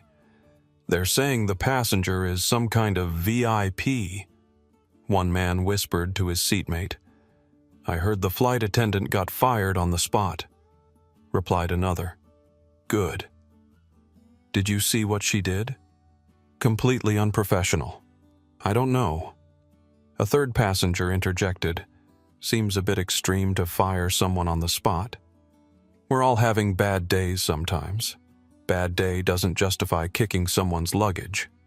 The first passenger countered. That crosses a line. Still, firing without due process. That's cancel culture run amok, the third insisted. Accountability isn't cancellation. A woman 2 rows ahead turned to say, it's consequences. Sophia struggled to maintain professionalism while dealing with increasingly angry and confused passengers. Without a chief flight attendant, she was technically in charge, but she had no information about what was happening or how to proceed. Will the flight be canceled? Asked an elderly woman in 3D, her voice quavering with anxiety. No, ma'am, Sophia assured her, though she had no idea if this was true. We're just experiencing a slight delay. We should have an update soon. William Foster stood up and approached Sophia, recognizing her distress. May I have a word? He asked quietly. Sophia nodded, relieved to speak with someone who seemed to have information. I'm on the board of Summit Airlines, he told her, showing her his ID. I've been in contact with Thomas Whitfield. He's on his way here now. In the meantime, he's asked that you continue with pre-departure service as normal. The flight will proceed as scheduled. Sophia's eyes widened. Mr. Whitfield is coming here personally. What about Miss Pearson? Miss Pearson is no longer employed by Summit Airlines. William replied simply, I believe you're in charge of the cabin now. Sophia swallowed hard. I've only been flying for 8 months. I'm not qualified to be chief flight attendant. William smiled kindly. Today, qualification seems to be about character rather than seniority. Mr. Whitfield specifically mentioned your intervention on behalf of Ms. Reynolds. He was impressed. As William returned to his seat, Sophia straightened her uniform and took a deep breath. She picked up the cabin phone. Ladies and gentlemen, she announced, her voice steadier than she felt. This is your flight attendant Sophia speaking. We apologize for the delay. We will be ready for departure shortly. In the meantime, please enjoy our pre-departure beverage service. As she moved through the cabin, Sophia noticed the whispers, the side glances, the phones still recording everything. She felt as if she were performing on stage rather than doing her job. Every interaction seemed charged with significance. When she reached Maria Gonzalez in row 3, Maria touched her arm gently. You're doing great, she said quietly. Standing up for what's right isn't easy. Sophia managed a grateful smile. Thank you. I just hope I didn't ruin my career. Some principles are worth the risk. Maria replied. The tension in the cabin continued to build as passengers wondered what would happen next. Would the mysterious Dominique Reynolds return to take her seat? Would there be further confrontation? The anticipation was palpable, turning what should have been a routine flight into something that felt historic. At Skyline Safety Systems headquarters in downtown Manhattan, Jackson Reynolds was activating Protocol 3. The sleek, modern office overlooking the Hudson River had been designed to reflect the company's commitment to both cutting-edge technology and human-centered design. Floor-to-ceiling windows flooded the space with natural light, illuminating the activity now unfolding in the Crisis Response Center. A team of legal experts was already reviewing the live stream footage streaming onto large wall-mounted displays. Documentation specialists were capturing and archiving every second of video from multiple angles. AI analysts were running facial recognition, voice pattern analysis, and behavioral assessments in real time. "Time-stamp everything," Jackson instructed, his voice calm but authoritative as he paced the length of the glass conference table. His tailored navy suit and trademark round glasses gave him the look of a tech executive rather than a traditional aerospace industry leader. "I want facial recognition on every witness, background profiles on all Summit staff involved, and a complete transcript within the hour." The Skyline response team had been trained for this. Protocol 3 wasn't just about documenting discrimination. It was about creating an irrefutable record that could drive institutional change. The room hummed with focused energy as specialists typed on keyboards, analyzed data streams, and coordinated response efforts. Unlike the chaotic war rooms often depicted in movies, this operation ran with precision and calm, a reflection of the Reynolds siblings' shared belief that crisis management required clear thinking, not adrenaline-fueled reaction. Naomi Washington, Skyline's chief legal counsel, approached Jackson with a tablet. "We've identified all key witnesses. William Foster is a Summit board member. Richard Kensington is a retired federal judge. Nicole Bennett is a marketing director with over 50,000 social media followers. This couldn't have happened in front of a more influential audience if we'd planned it." "We didn't plan the audience," Jackson reminded her, taking the tablet to review the information. "We just made sure we were prepared for the moment." Naomi nodded, her expression serious. At 45, with 20 years of corporate law experience and a specialization in discrimination cases, she brought both legal expertise and personal conviction to her role. "The documentation is exceptional," she noted. "Multiple angles, clear audio, timestamp verification. There's no ambiguity about what occurred." "And the background check on Meredith Pearson Jackson asked?" "Revealing," Naomi replied, swiping to a new screen. 3 formal complaints in the past 8 weeks, all involving passengers of color in premium cabins, all documented in Summit's system but not addressed, plus 5 informal reports through their customer feedback channels that show a clear pattern. Jackson frowned. So Summit knew about this behavior and failed to intervene. It appears so. Their HR had scheduled a meeting with her for Friday, but no disciplinary action had been taken despite the pattern. This information added a new dimension to the situation, one that shifted focus from individual behavior to institutional responsibility. Protocol 3 was designed to address both, creating pressure points for change at multiple levels. Another team member called out from across the room. "The video has reached 300,000 views across platforms. Major news outlets are picking up. CNN just requested permission to use the footage." Jackson nodded. "Granted, with the condition that they credit the original sources and don't edit for content. And make sure our media team is preparing statements. We want to be ready when reporters start calling." The phones were already ringing throughout the office. Journalists, industry analysts, and corporate partners, all seeking comment on the viral confrontation. Jackson had instructed the communications team to acknowledge the incident, but defer detailed statements until Dominique had completed her immediate business at JFK. His phone rang. It was Dominique. "How are we looking?" she asked without preamble. "Better than we could have hoped," Jackson replied, stepping away from the team for privacy. "The documentation is flawless. The audience is influential. The reach is growing exponentially. And most importantly, you executed perfectly." "I didn't do anything special," Dominique said. "Exactly. You were just a black woman trying to board a plane, and that was enough to expose everything." There was a brief silence before Dominique spoke again. "Is the legal team confident about the response options?" "Completely. We have multiple paths forward, all solid. This is as clean a case as we could ask for." "Good. I'll call again after I've spoken with Whitfield. As the call ended, Jackson turned back to the room.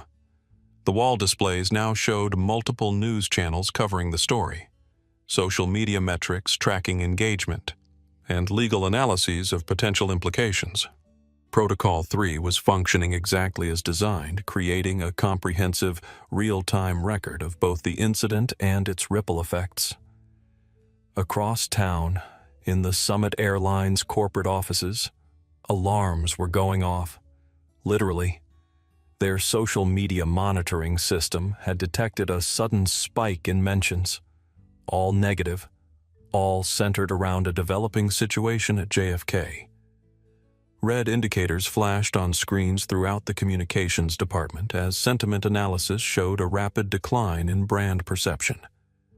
Victoria Palmer, the HR director, was already in emergency mode, having been alerted to the situation by both operations and the communications team simultaneously.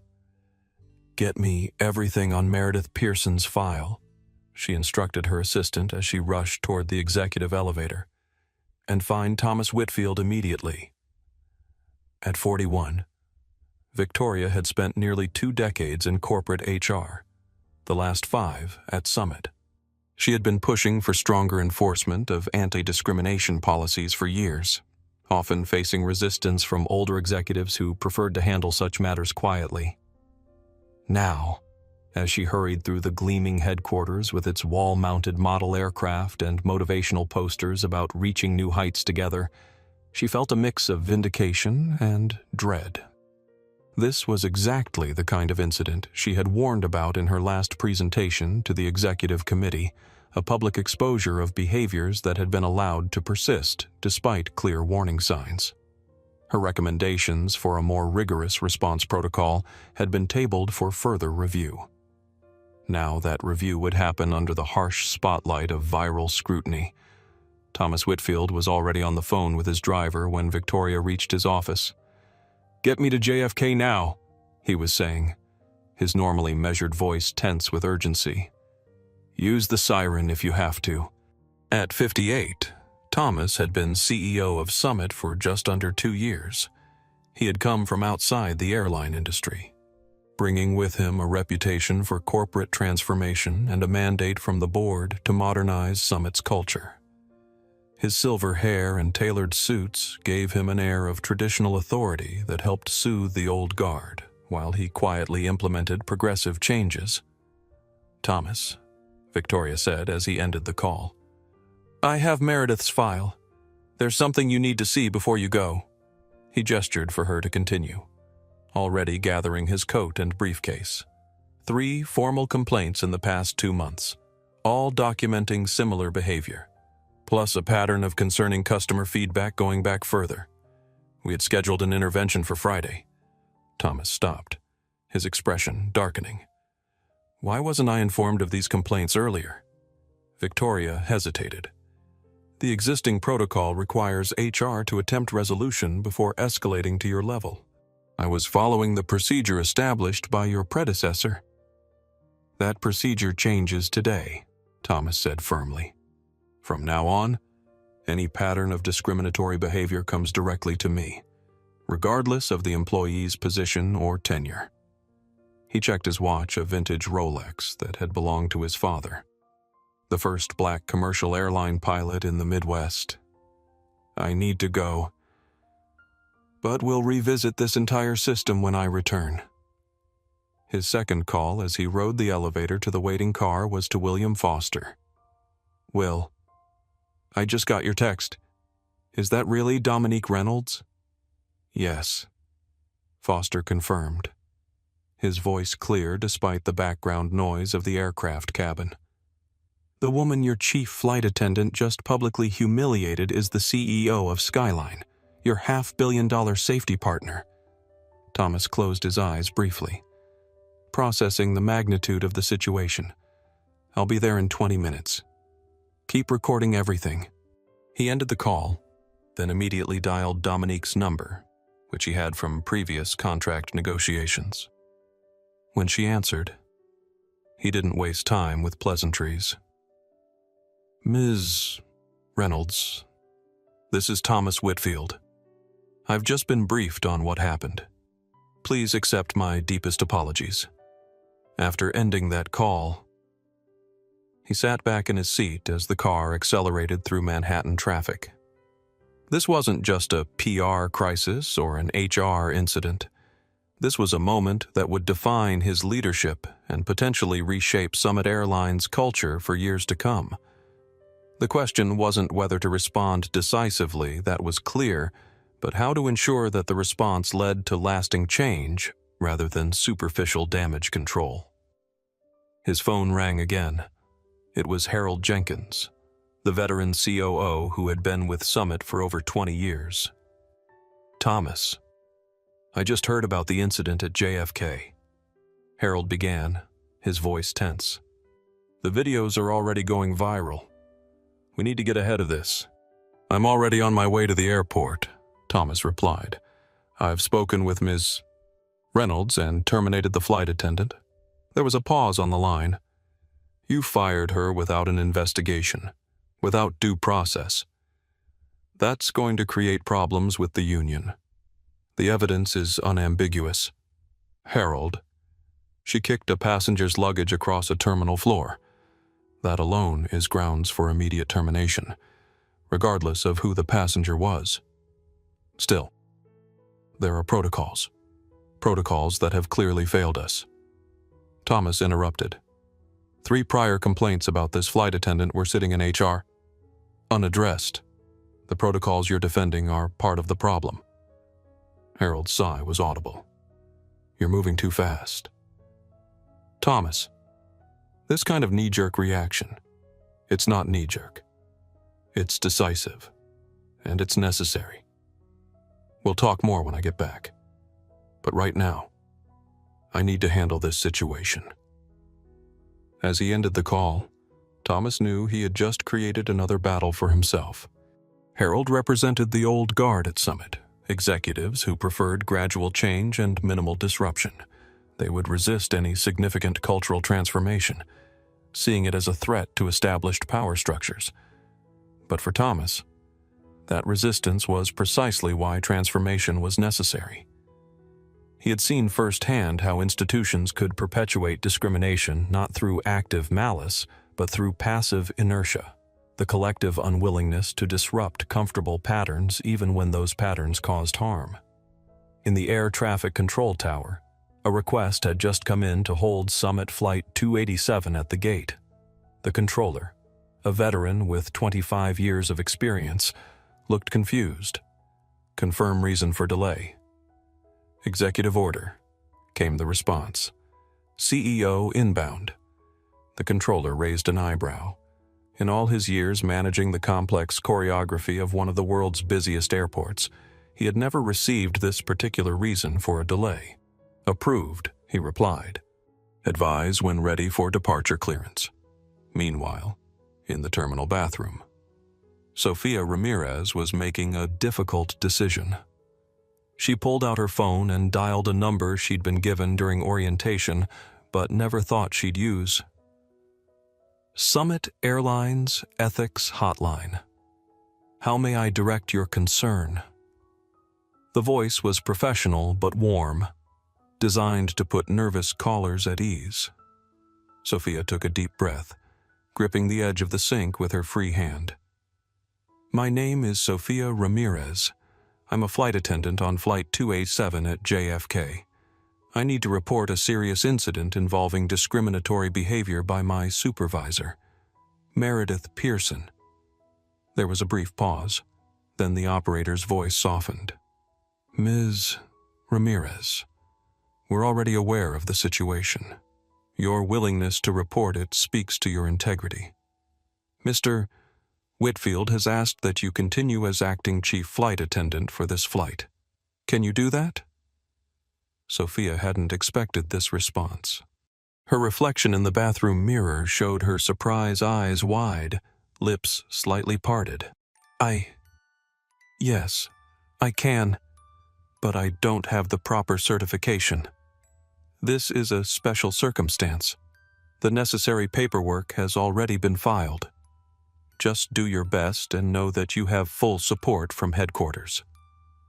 As Sophia ended the call, she looked at herself in the mirror. 8 months ago. She'd been a graduate student dreaming of seeing the world. Now she was about to lead a cabin crew on what had become the most high-profile flight in Summit Airlines history. "You can do this," she told her reflection, squaring her shoulders and adjusting her uniform scarf. Then she straightened her posture, fixed her hair, and headed back to the gate. The clock showed 9:42 a.m. 9 minutes since the suitcase had been kicked. 3 minutes since Meredith Pearson had been fired on the spot. And still, the ripples from that moment were expanding outward, transforming what might have been a private humiliation into a catalyst for public accountability. Back in the terminal, the atmosphere had shifted dramatically.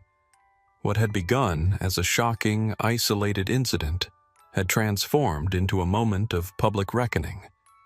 The air seemed charged with a kind of electric anticipation. The normal sounds of the airport announcements echoing through speakers, wheels rolling across polished floors. The constant hum of conversation seemed muted, as if the terminal itself were holding its breath. The morning sunlight streaming through the vast windows had shifted slightly, casting longer shadows across the gathered crowd. Dominique stood tall, phone still in hand after the call with Thomas Whitfield. Her posture was straight but not rigid, confident but not aggressive. The subtle rise and fall of her chest was the only visible sign of the emotional storm contained within a mixture of vindication, determination, and the familiar weariness that came from navigating these waters yet again. Around her, the crowd had grown larger and more diverse. Some were passengers from Flight 287, others were travelers from nearby gates drawn by the commotion. Airport staff hovered at the edges, uncertain how to respond to a situation that had escalated beyond normal protocols. Security personnel maintained a respectful distance, recognizing that the immediate crisis had passed but remaining vigilant. William Foster had returned from the aircraft and now stood beside Dominique, his academic demeanor complemented by a quiet authority that came from his Harvard position and board membership. "Thomas is on his way," he said quietly. "The board has called an emergency meeting for this afternoon." Dominique nodded. "Good. Institutional change requires leadership engagement." William studied her with newfound respect. "You expected this outcome." It wasn't a question, but Dominique answered anyway.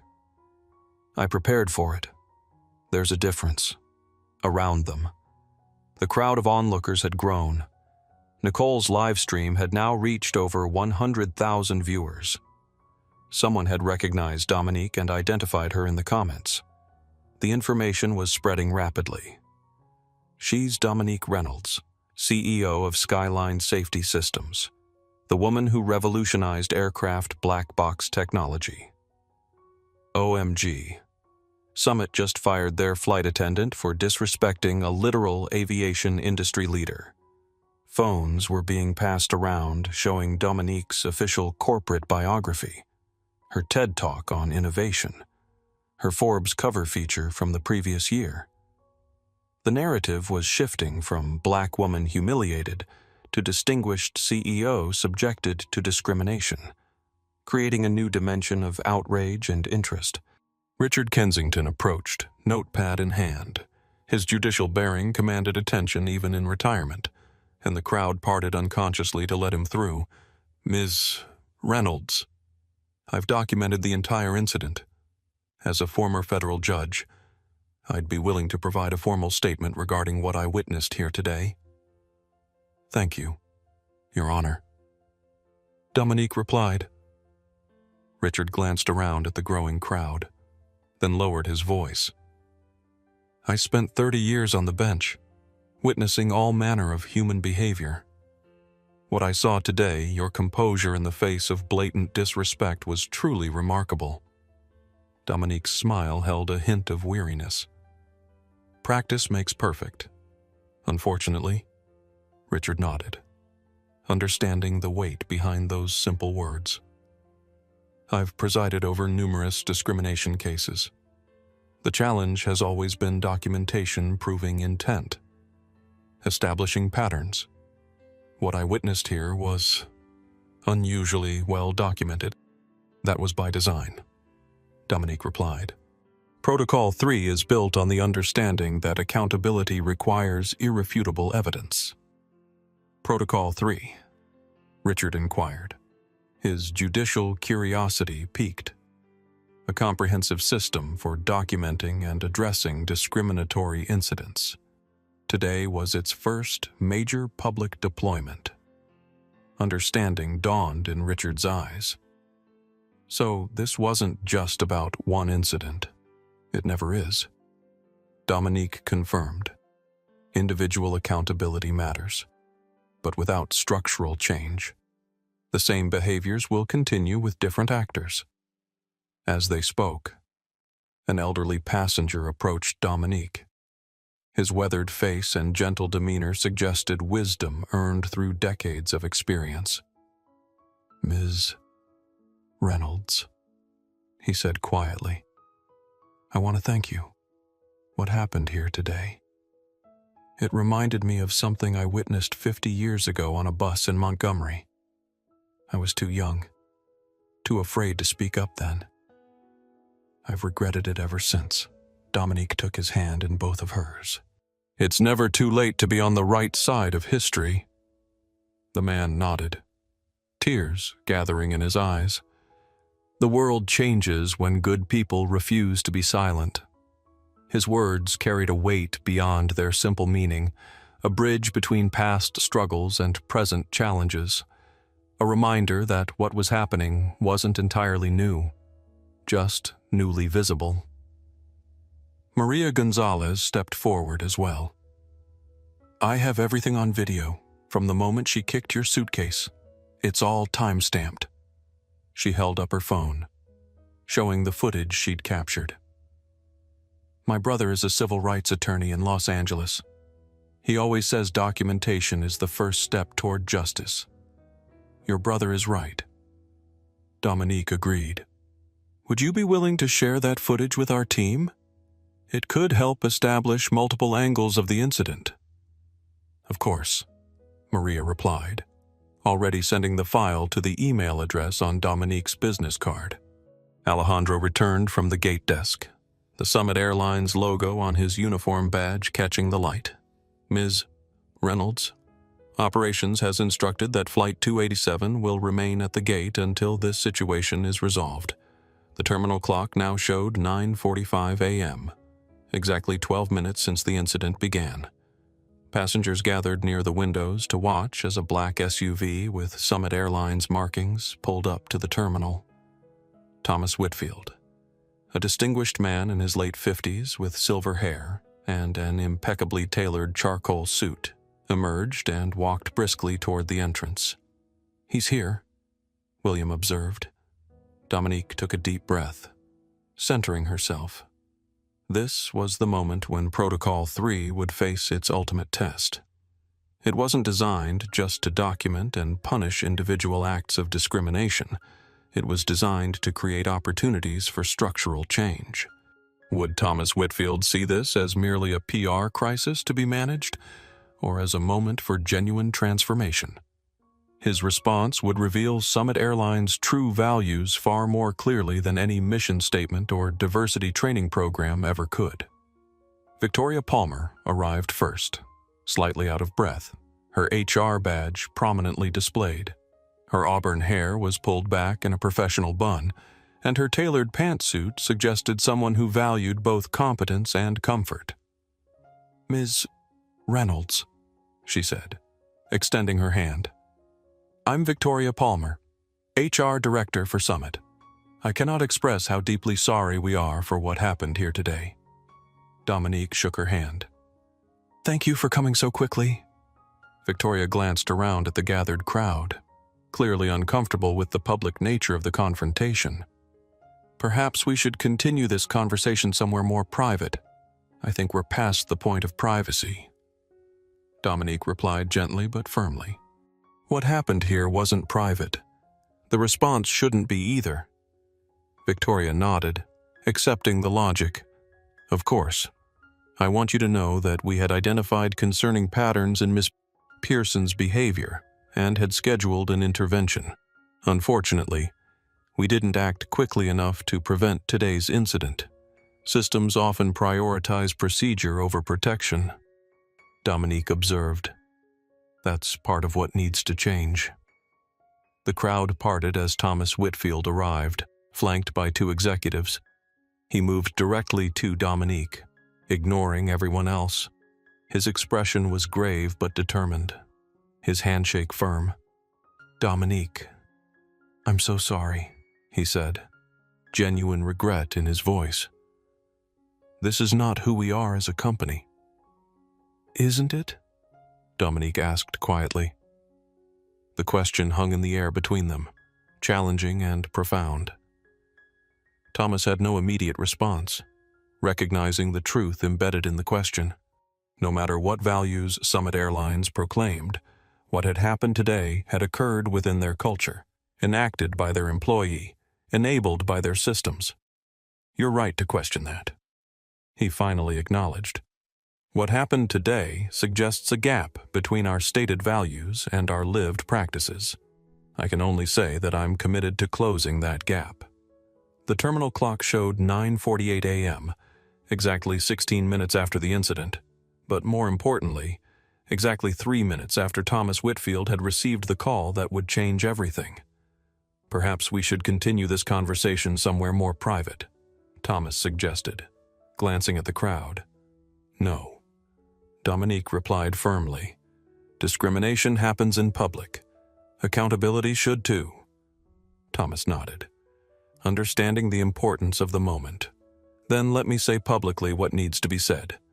What happened to you today was inexcusable. Ms. Pearson has been terminated, effective immediately. But I recognize that removing one employee doesn't solve the underlying issues." He turned to address the gathered crowd, his voice carrying clearly through the terminal. "To everyone who witnessed this incident, I want you to know that Summit Airlines is committed to doing better. Not just with words, but with actions. Starting today," turning back to Dominique, he continued, "Ms. Reynolds, I believe we have a contract to discuss. But perhaps more importantly, we have an opportunity to transform not just Summit Airlines, but potentially the entire industry's approach to these issues." Dominique studied him carefully, weighing his sincerity. "I'm listening. The technology partnership outlined in our contract is groundbreaking for aviation safety," Thomas said. "But what if we expanded its scope? What if we applied the same rigor, the same innovative thinking, to creating a comprehensive approach to eliminating bias and discrimination in customer service?" A murmur ran through the crowd. This wasn't the corporate damage control they had expected. "That's an ambitious proposal," Dominique replied. "No more ambitious than what you've already accomplished with Protocol 3, Thomas said. Dominique's eyes widened slightly. "You know about Protocol 3, Thomas smiled. "I make it my business to know what my partners are developing. The question is, are you willing to partner with Summit to implement it across our entire organization, not just as a response to this incident, but as a commitment to fundamental change for the first time since the confrontation began?" Dominique smiled. "Mr. Whitfield, I believe this is the beginning of a very productive conversation." William Foster checked his watch. "The flight is now 35 minutes delayed. What would you like to do about that?" Thomas looked at Dominique. "That's entirely up to Ms. Reynolds. It's her flight. After all, the flight should proceed," Dominique decided. "The passengers shouldn't be further inconvenienced because of this incident." "And will you be on it?" Thomas asked. "Yes," Dominique replied. "I have a contract to review during the flight." As they prepared to return to the aircraft, Nicole Bennett approached cautiously, her live stream still active. Ms. Reynolds, my live stream has over 200,000 viewers now. People are asking if you'd like to say something. Dominique thought for a moment, then nodded. Speaking directly to the camera, she said, "Today, many of you witnessed what happens all too often to people who look like me, though rarely so publicly. What you're seeing now is also rare immediate accountability and a commitment to real change. This isn't the end of the story. It's just the beginning. Keep watching." "Would you do anything differently if you faced discrimination like this?" Nicole asked her viewers. Share your thoughts in the comments. How do we all become better allies in these moments? With that, Nicole ended her live stream, but the conversation she had started would continue long after Flight 287 had departed, as Dominique Reynolds, Thomas Whitfield, and their impromptu entourage walked back toward the aircraft. The atmosphere in the terminal had completely transformed. What had begun as a routine Monday morning had become something historic, a moment when the invisible power dynamics that governed everyday interactions had been exposed and challenged. Passengers lined the jetway, many with phones still recording. Some applauded softly as Dominique passed. Others simply nodded in respect. The hushed conversations created a backdrop of white noise, punctuated occasionally by gasps of recognition as people realized who she was. That's Dominique Reynolds, the Skyline CEO. She's the one who developed the emergency landing system that saved that flight over Denver last year. I had no idea she was so young. The lighting in the jetway cast dramatic shadows on the walls as they walked, creating a cinematic quality to their procession. The air was noticeably cooler than in the terminal, raising goosebumps on exposed skin. The distant sound of the aircraft's idling engines created a low, constant hum that seemed to underscore the significance of the moment. Sofia Ramirez stood at the aircraft door, her posture straight but her eyes revealing her anxiety. Her hands were clasped tightly in front of her to hide their slight trembling. When she saw Dominique approaching with Thomas Whitfield himself, her composure nearly cracked. "Ms. Reynolds, Mr. Whitfield," she said, her voice only slightly unsteady. "Welcome aboard Flight 287. Thomas smiled warmly. "Sophia, thank you for stepping up today. I understand you've been handling a difficult situation with remarkable professionalism." Sophia blushed slightly, the color rising from her neck to her cheeks. "I'm just doing my job, sir." "That's exactly the point," Thomas replied, meeting her eyes directly. "When everyone is simply doing their job with integrity, incidents like what happened earlier don't occur." The subtle validation in his words wasn't lost on Sophia.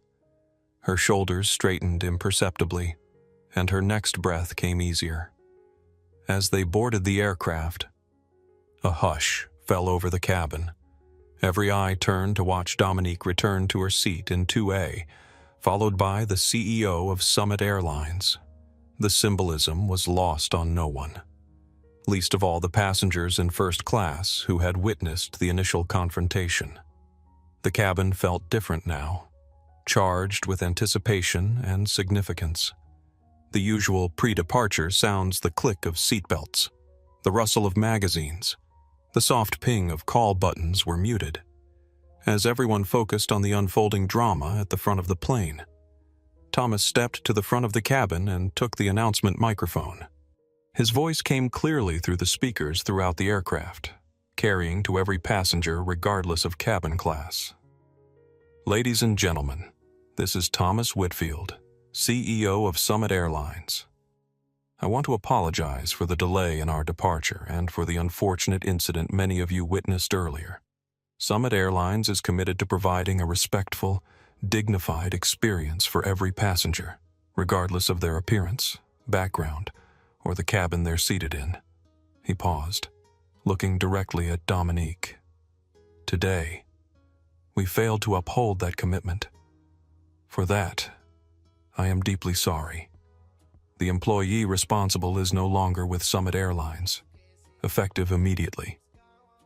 A murmur ran through the cabin, confirmation of what many had suspected but still shocking to hear announced so publicly.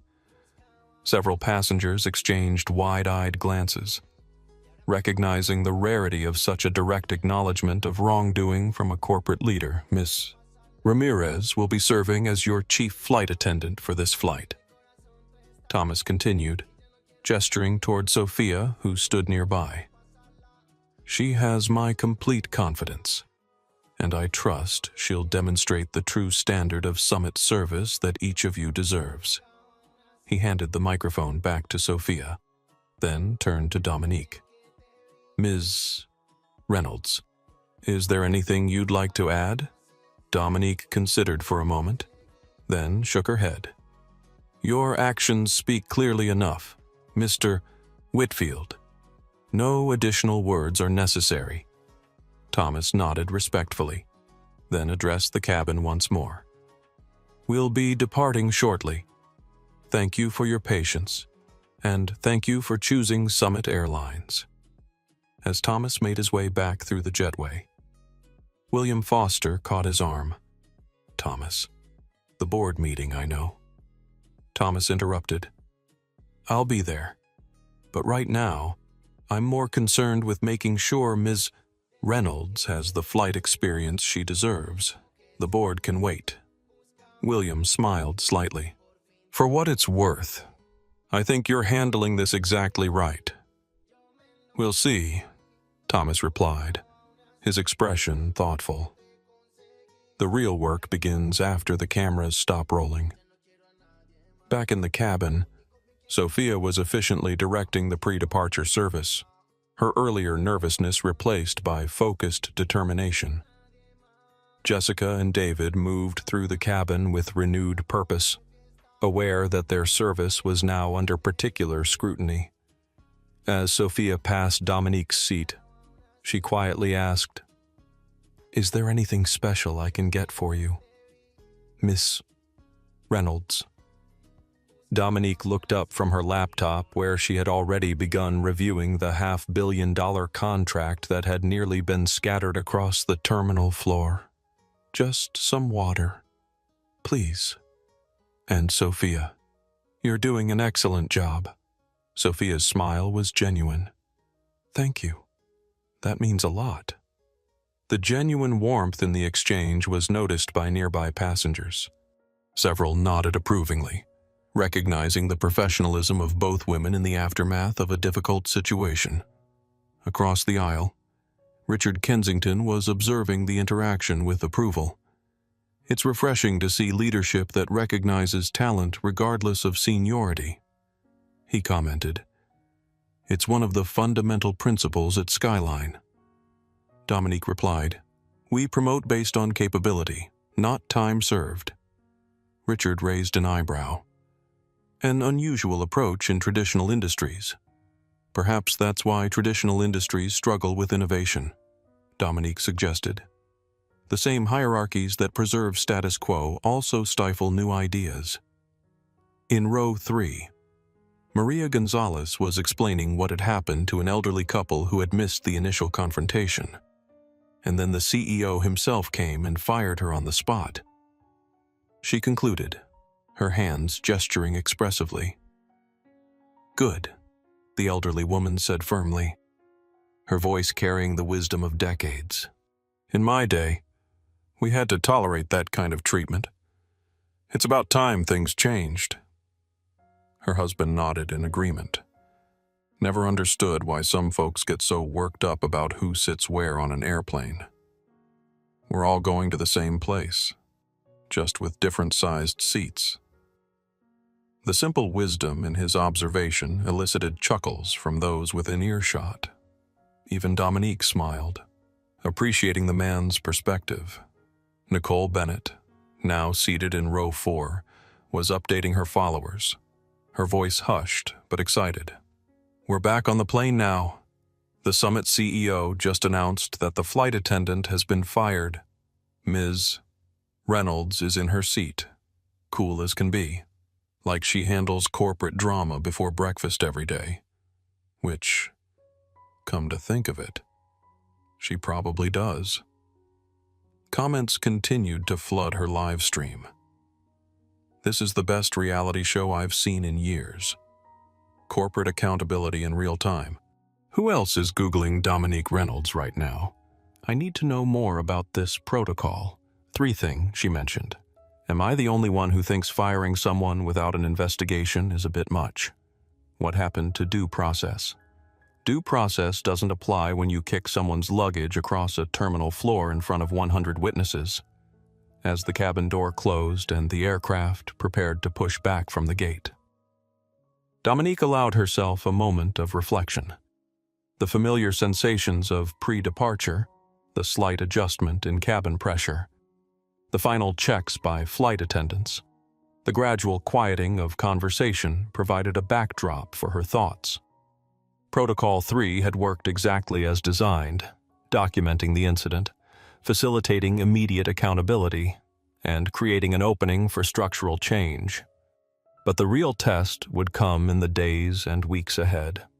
Would Summit Airlines follow through on Thomas Whitfield's promises?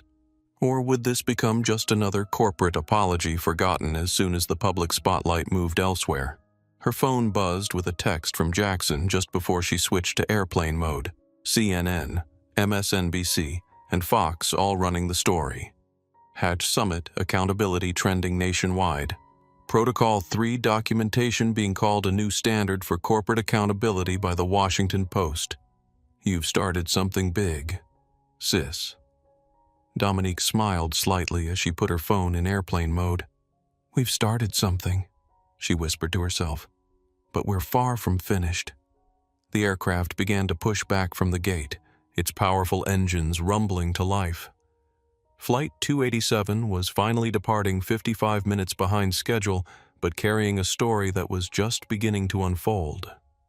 In the terminal, Thomas Whitfield watched the aircraft begin its taxi, his expression thoughtful. Victoria Palmer stood beside him, tablet in hand. I've drafted a company-wide communication about the incident, she said. Would you like to review it before distribution? Thomas shook his head. No need. Just make sure it's honest. No corporate spin. No euphemisms. We're going to address this directly. And the board meeting, I'll be there in an hour. In the meantime, I need you to pull every discrimination complaint we've received in the past year. Every single one. Regardless of resolution status.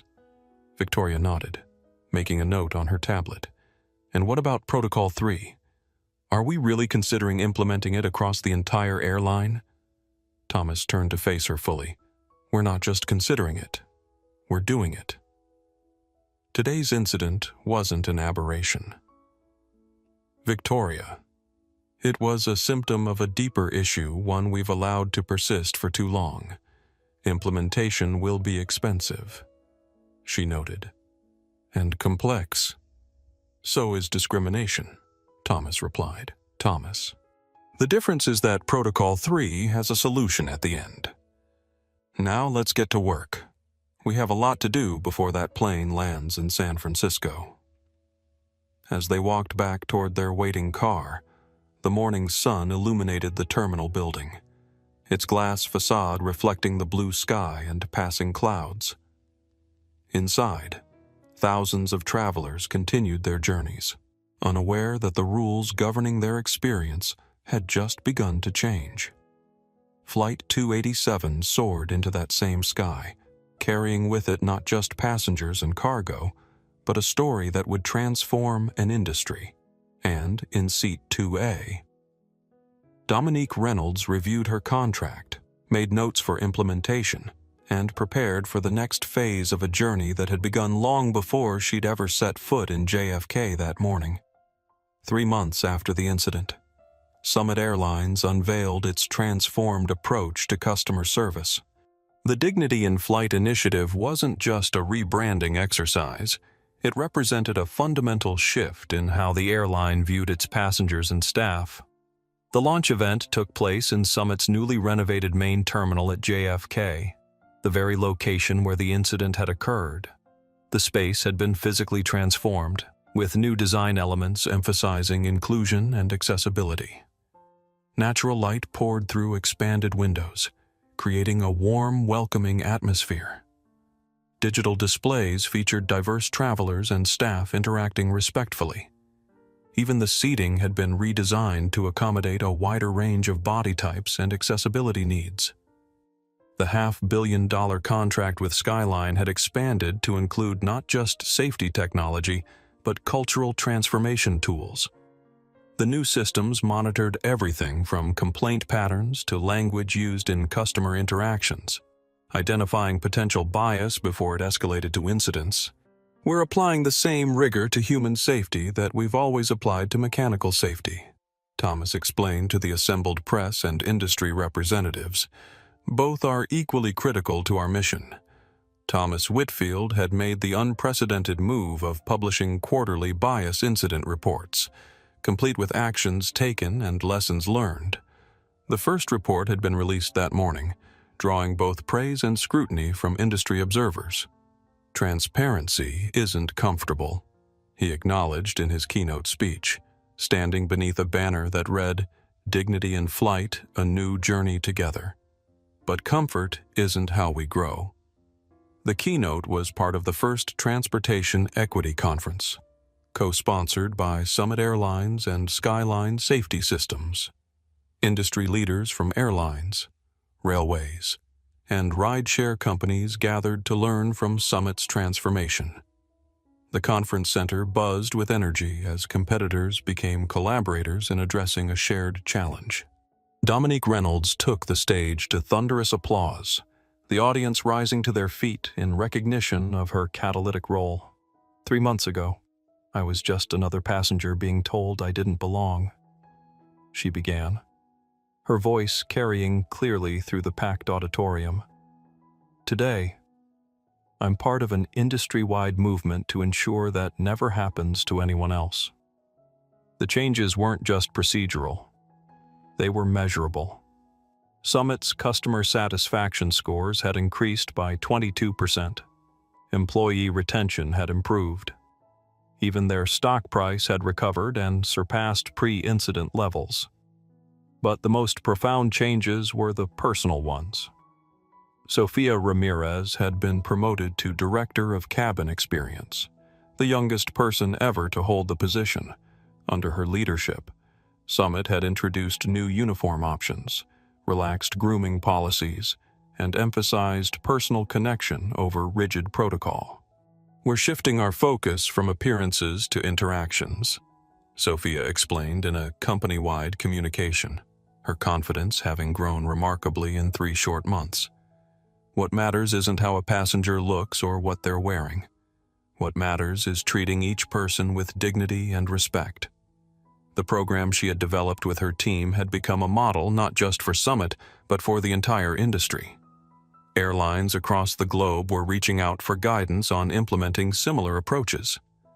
Nicole Bennett had launched a successful platform documenting acts of bias and accountability across various industries. Her approach wasn't about public shaming, but about highlighting when systems worked as they should. It's easy to focus on what goes wrong, she explained in an interview, seated in her newly established studio space. But I'm more interested in what goes right, in the moments when accountability functions as it should, when dignity prevails over discrimination. Her platform, Accountability, now had quickly gained over 1 million subscribers and had been featured in major publications as a positive example of how social media could drive constructive change. William Foster had expanded his case study into a book, The Economics of Equity: How Inclusive Practices Drive Bottom-Line Growth.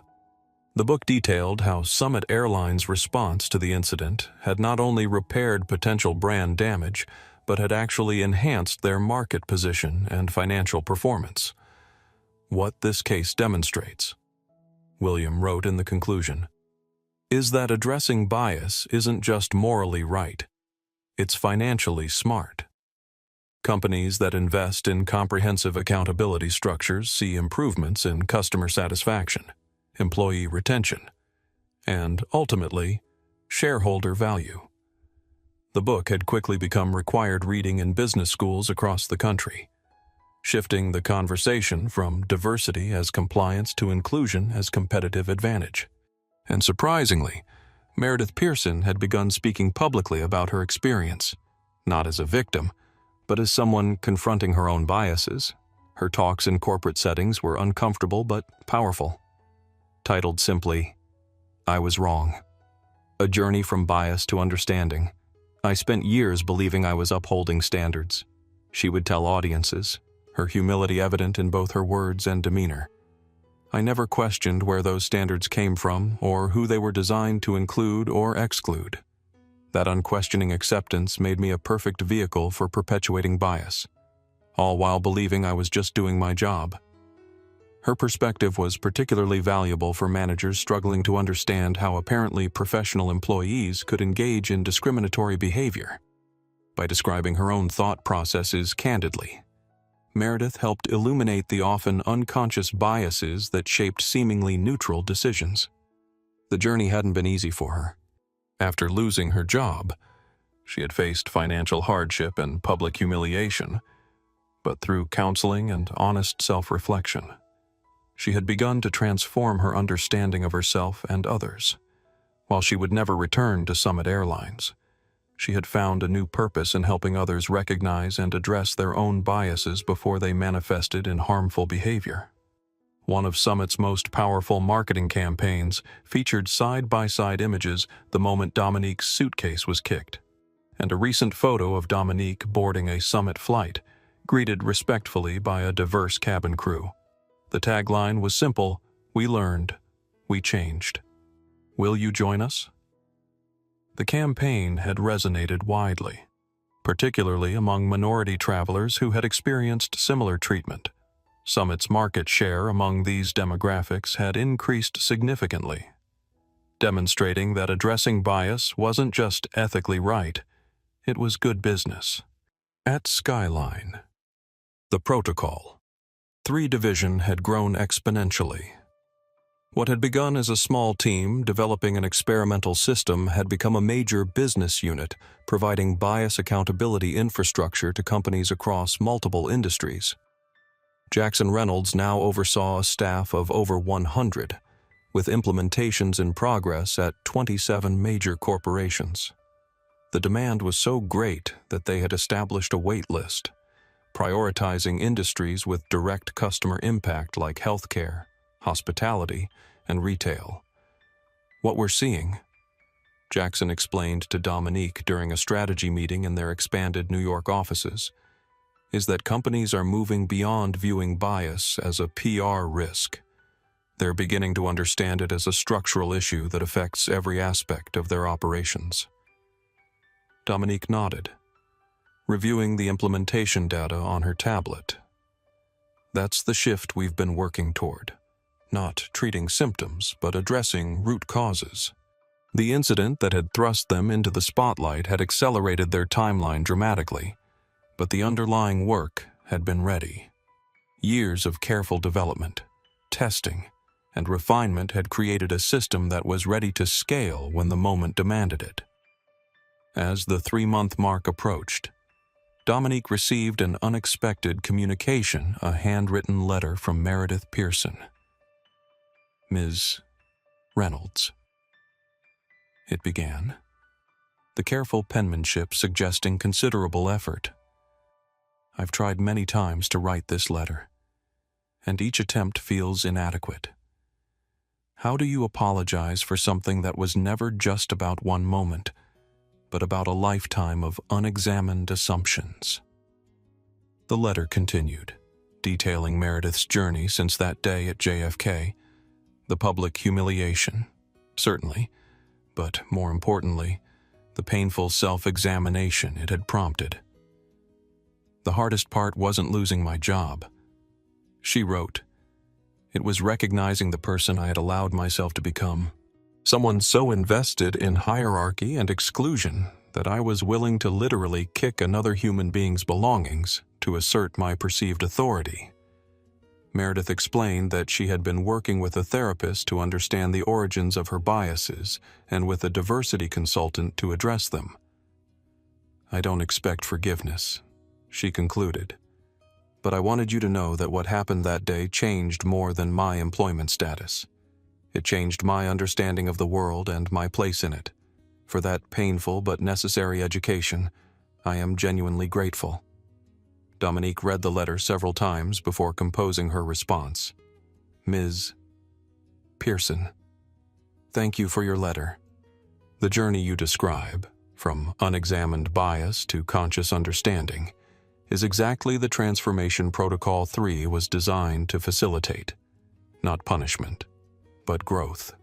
Not shame, but awareness. Your willingness to engage in that difficult process speaks to your character. I believe that none of us are defined solely by our worst moments. What matters is how we respond to them, whether we become defensive and entrenched, or open and transformed. You've chosen the latter path, which is the harder but ultimately more rewarding one. I would welcome the opportunity to meet with you in person when our schedules allow. There is important work to be done in addressing bias at structural levels, and your perspective would be valuable in that effort. With respect, Dominique Reynolds.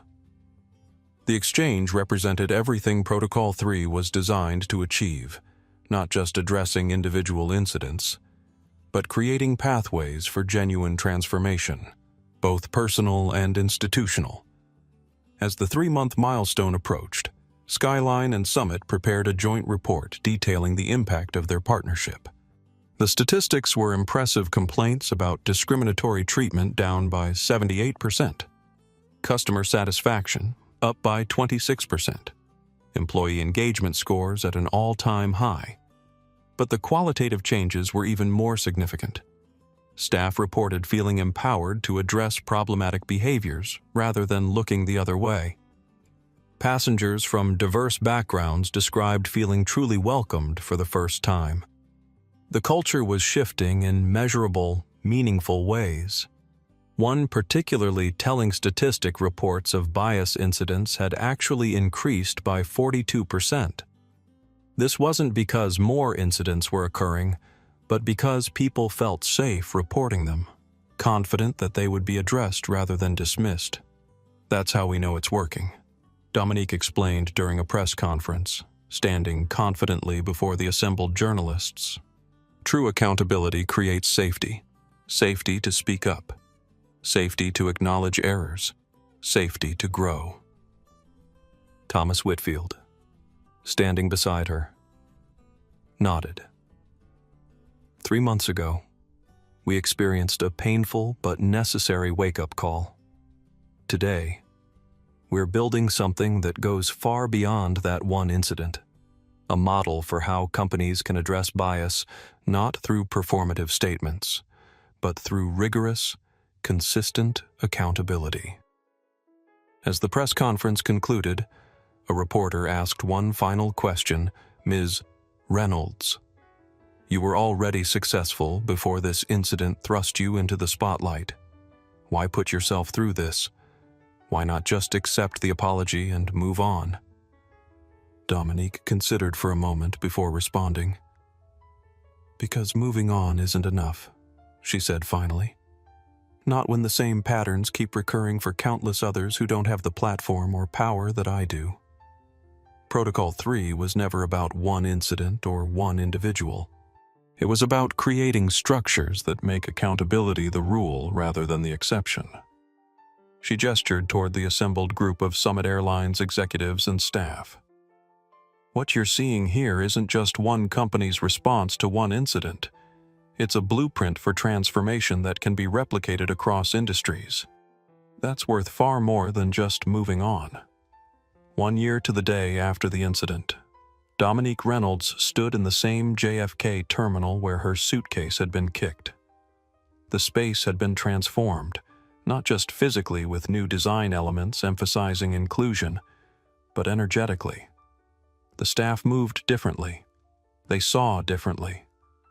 The morning light streamed through the expanded windows, casting a warm glow across the polished floors.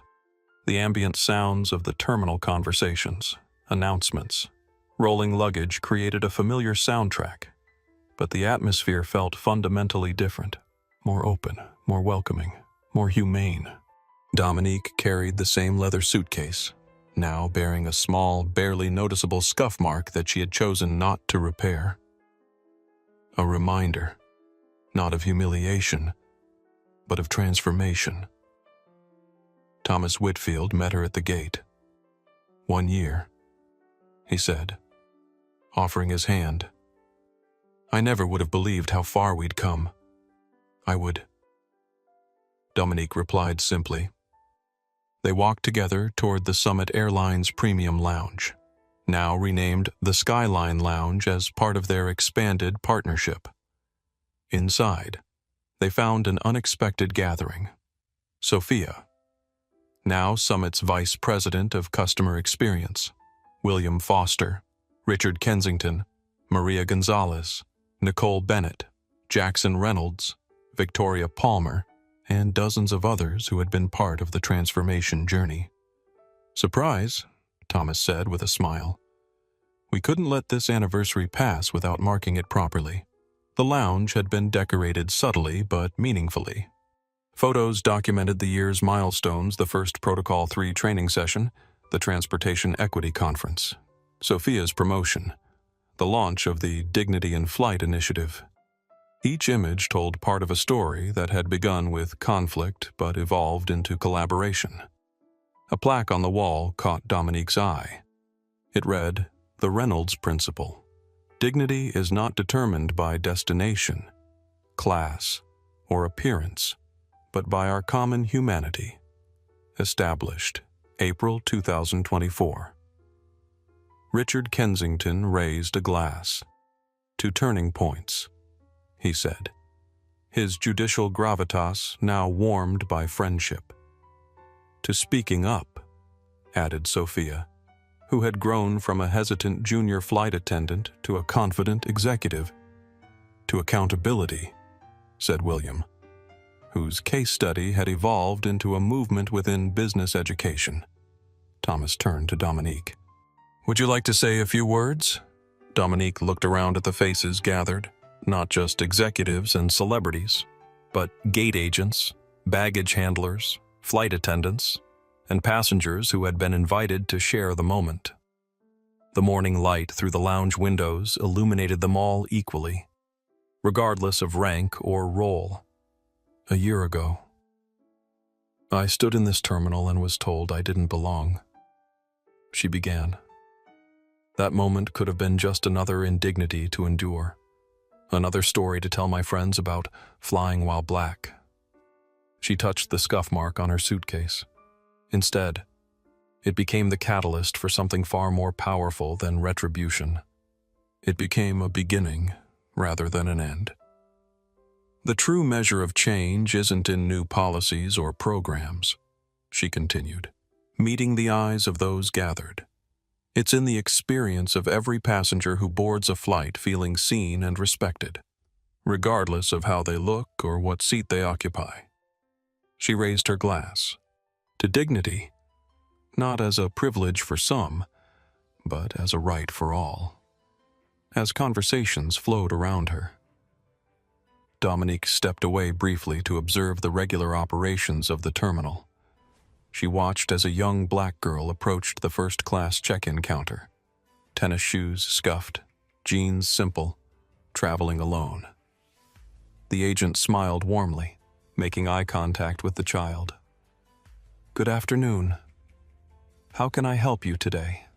No assumptions, no judgment, just respect. The girl presented her ticket and was welcomed efficiently and warmly. Dominique smiled. This moment of ordinary dignity was the real victory. She rejoined the gathering, where Thomas was sharing Summit's latest results. Our customer satisfaction is at an all-time high, he was saying, pride evident in his voice. But more importantly, our complaint rate for discriminatory treatment is down 96%. And the remaining 4% Dominique asked, addressed within 24 hours, with full transparency. Thomas replied without hesitation. The protocol in action. As the event concluded, Dominique prepared to board her flight. This time, no one questioned her presence in first class. No one doubted she belonged. As she settled into seat 2A, she noticed her seatmate, a young woman of color, dressed casually, looking slightly nervous. First time in first class, Dominique asked gently. The woman nodded. "Yes, I saved up for this. Always wanted to try it." "Welcome," Dominique said with a warm smile. "You belong here." And in that simple exchange, one passenger affirming another's right to dignity, the true power of the past year's transformation was made clear. Not in corporate policies or public statements, but in the everyday human connections that define our shared journey. Because in the end, dignity isn't something that can be assigned by seat number or uniform. It rises, like an aircraft breaking through clouds, when we recognize the humanity in one another. That recognition, that simple, profound shift in seeing, can happen in just 3 minutes, but its effects can transform an industry, and more importantly, the lives of everyone it touches. If you found this story powerful, don't forget to like and subscribe to our channel for more inspirational content that makes a difference. Share this video with friends and family who need to hear this message of accountability, dignity, and transformation. And drop a comment below sharing your own experiences. Have you ever stood up against discrimination or been a witness when someone else did? Remember, change starts with each of us, one brave moment at a time.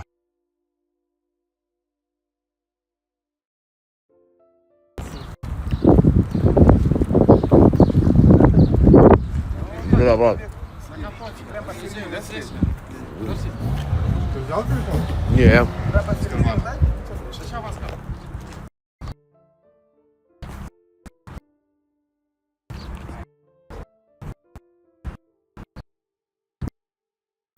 F8, брат.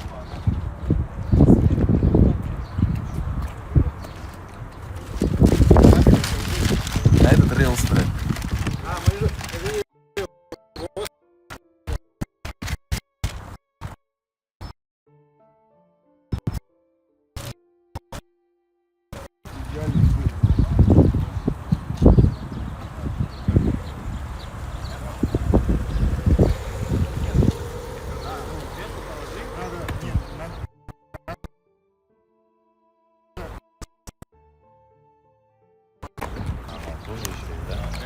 Как понять? Смотри, я на форсунках ее фиксирую. Видишь? Вот так вот. Вот этими штуками. Они максимально дают подъем и не едут вперед. Я хз, о чем разговор. Хули Тетрис.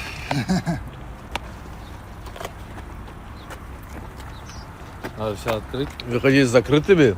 Не, открыть надо. Да. Прям все открыть надо? Я забыл, как у него было. Да, Полностью вот все открыто. открыто. Да? Даже без коробок. Даже без хозяина? Угу. Бургер.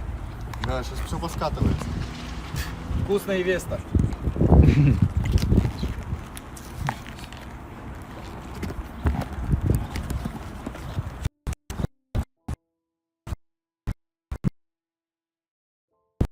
Как скажет, да? Да. Да. Без шуток. Что ты? Это куда? В этих можно поставить. Да, соусы, вот, чтобы они готовы. Придавить можно. Вот эта штука приедет. А если чуть капот приоткрыть?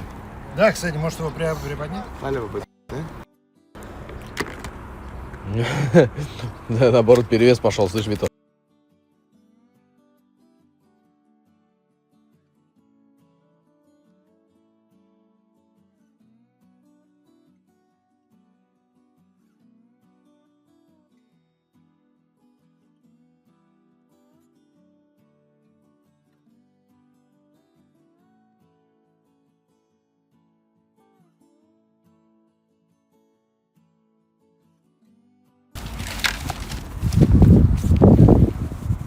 Вот это, да? Да.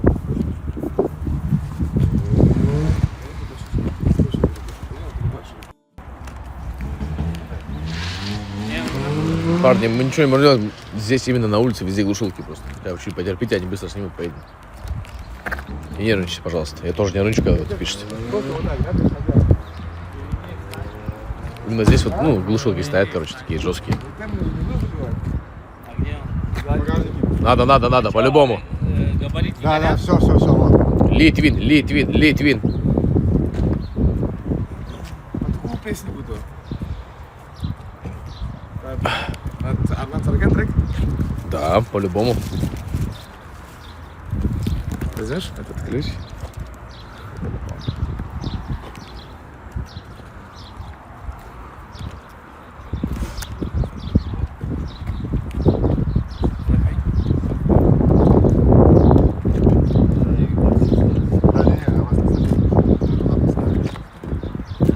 Игабу. Дежаву. Собаку покормите. Еще тоже раз-два. Я не знаю, им такой можно есть? Это они уличные, что? Что это? Малина. Что это? Это малина круш. Можем такую вещь кушать? Будешь кушать, дружище? Ой, тигр. Вася, ты хотя бы чуть встал бы. Или тебе вообще лень?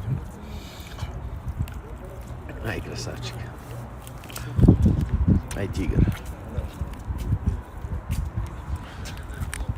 Бургер будешь? А? Бургер будешь? Рыжий. Бургер будешь? Или нет? Бургер будешь? У вас воскресенье, как он кайфует.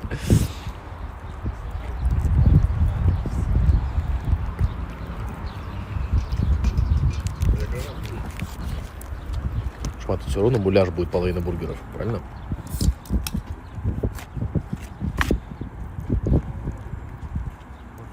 Да, ближе просто. Что, есть? Да, я готов. Можешь кушать. Вот я тут. Бля, я мешаю, ёбану. Что ты хочешь, Ара? Иди сюда. На. Давай честно, тебе половинка, ему половинку. На. Куда ты с пальцем моим съел, дура? Иди сюда.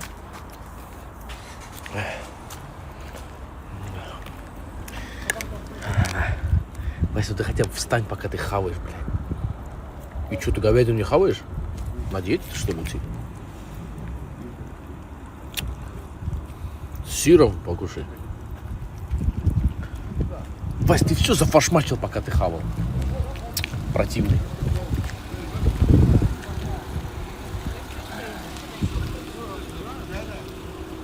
А он сытый, потому что жирный. Люди терпятся на сесть в гранту. Поздравляем. Поздравляем. Поздравляем. С покупкой. Все, сняли? Да, подсъемы сделай. Бля, ебать, вкусно, давно ее не пил. Дай. Литвин.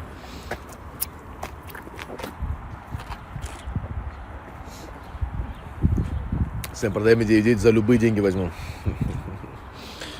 Что, прям за любые, бро? На ДКТ не меняем ее? Кого?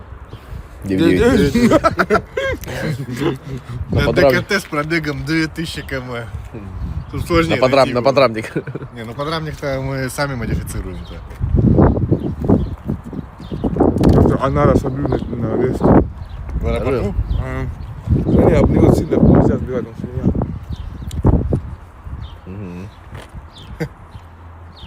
А вот сейчас не едем, что ли, мы? Аккуратно в бункере. А если полиция, если меня смотрит, это мне завод. Завод, да, нет. Завод. Руфа есть. Тут прикинь, затемненные окна сзади завода. Как в этом? Как на М-ках делают? В аквариуме не поедешь. Блин. Кстати, вот лучше работает на андроиде интернет. Отойдите. Отойдите. Скажи, это красный. Тут задние стекла завода притонированные, правильно? Задние стекла завода притонированные. Я говорю. Хорошо сделал, Шма, видно. Что, выбираем? Шма, этого свинину накорми, а?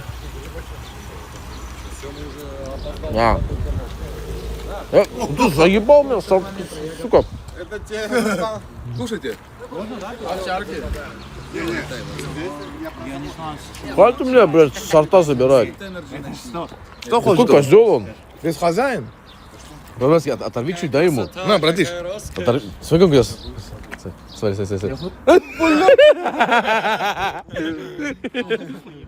Он заебал, он прям с пальцами забирает. Это та, которая на тебя рычала, Равшан. Не, дай ему так смешнее, Шмат, ничего не сделает, не укусит, не бойся. Блядь, Это очень прикольно. А иди сюда, братиш, вот это... Не, Шмат, шустрый всегда хавает, вот так в жизни всегда так, брат. Это тут зацепил меня. Это самое наглое, самое шустрое, понимаешь? Или оно, или они. Быстрее!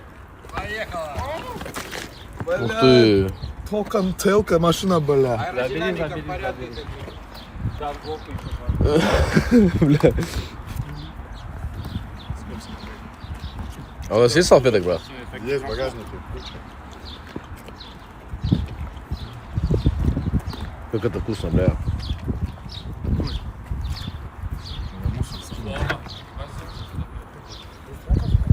Собираем, иду. Брат, вот салфетки вот там в первом. Да. Картошку дай, холодную. На, брат. Не им, На. собаки. Собакам? А, брат, а что, не картошку не хавать, дети, что ли? Я думаю, что нет. Да ты что, брат, бедняк, бедолаги на улице, что пока в газе тоже сидят. Чего не угощайтесь? Мы забрали на всех просто. Нападайте. Всю команду.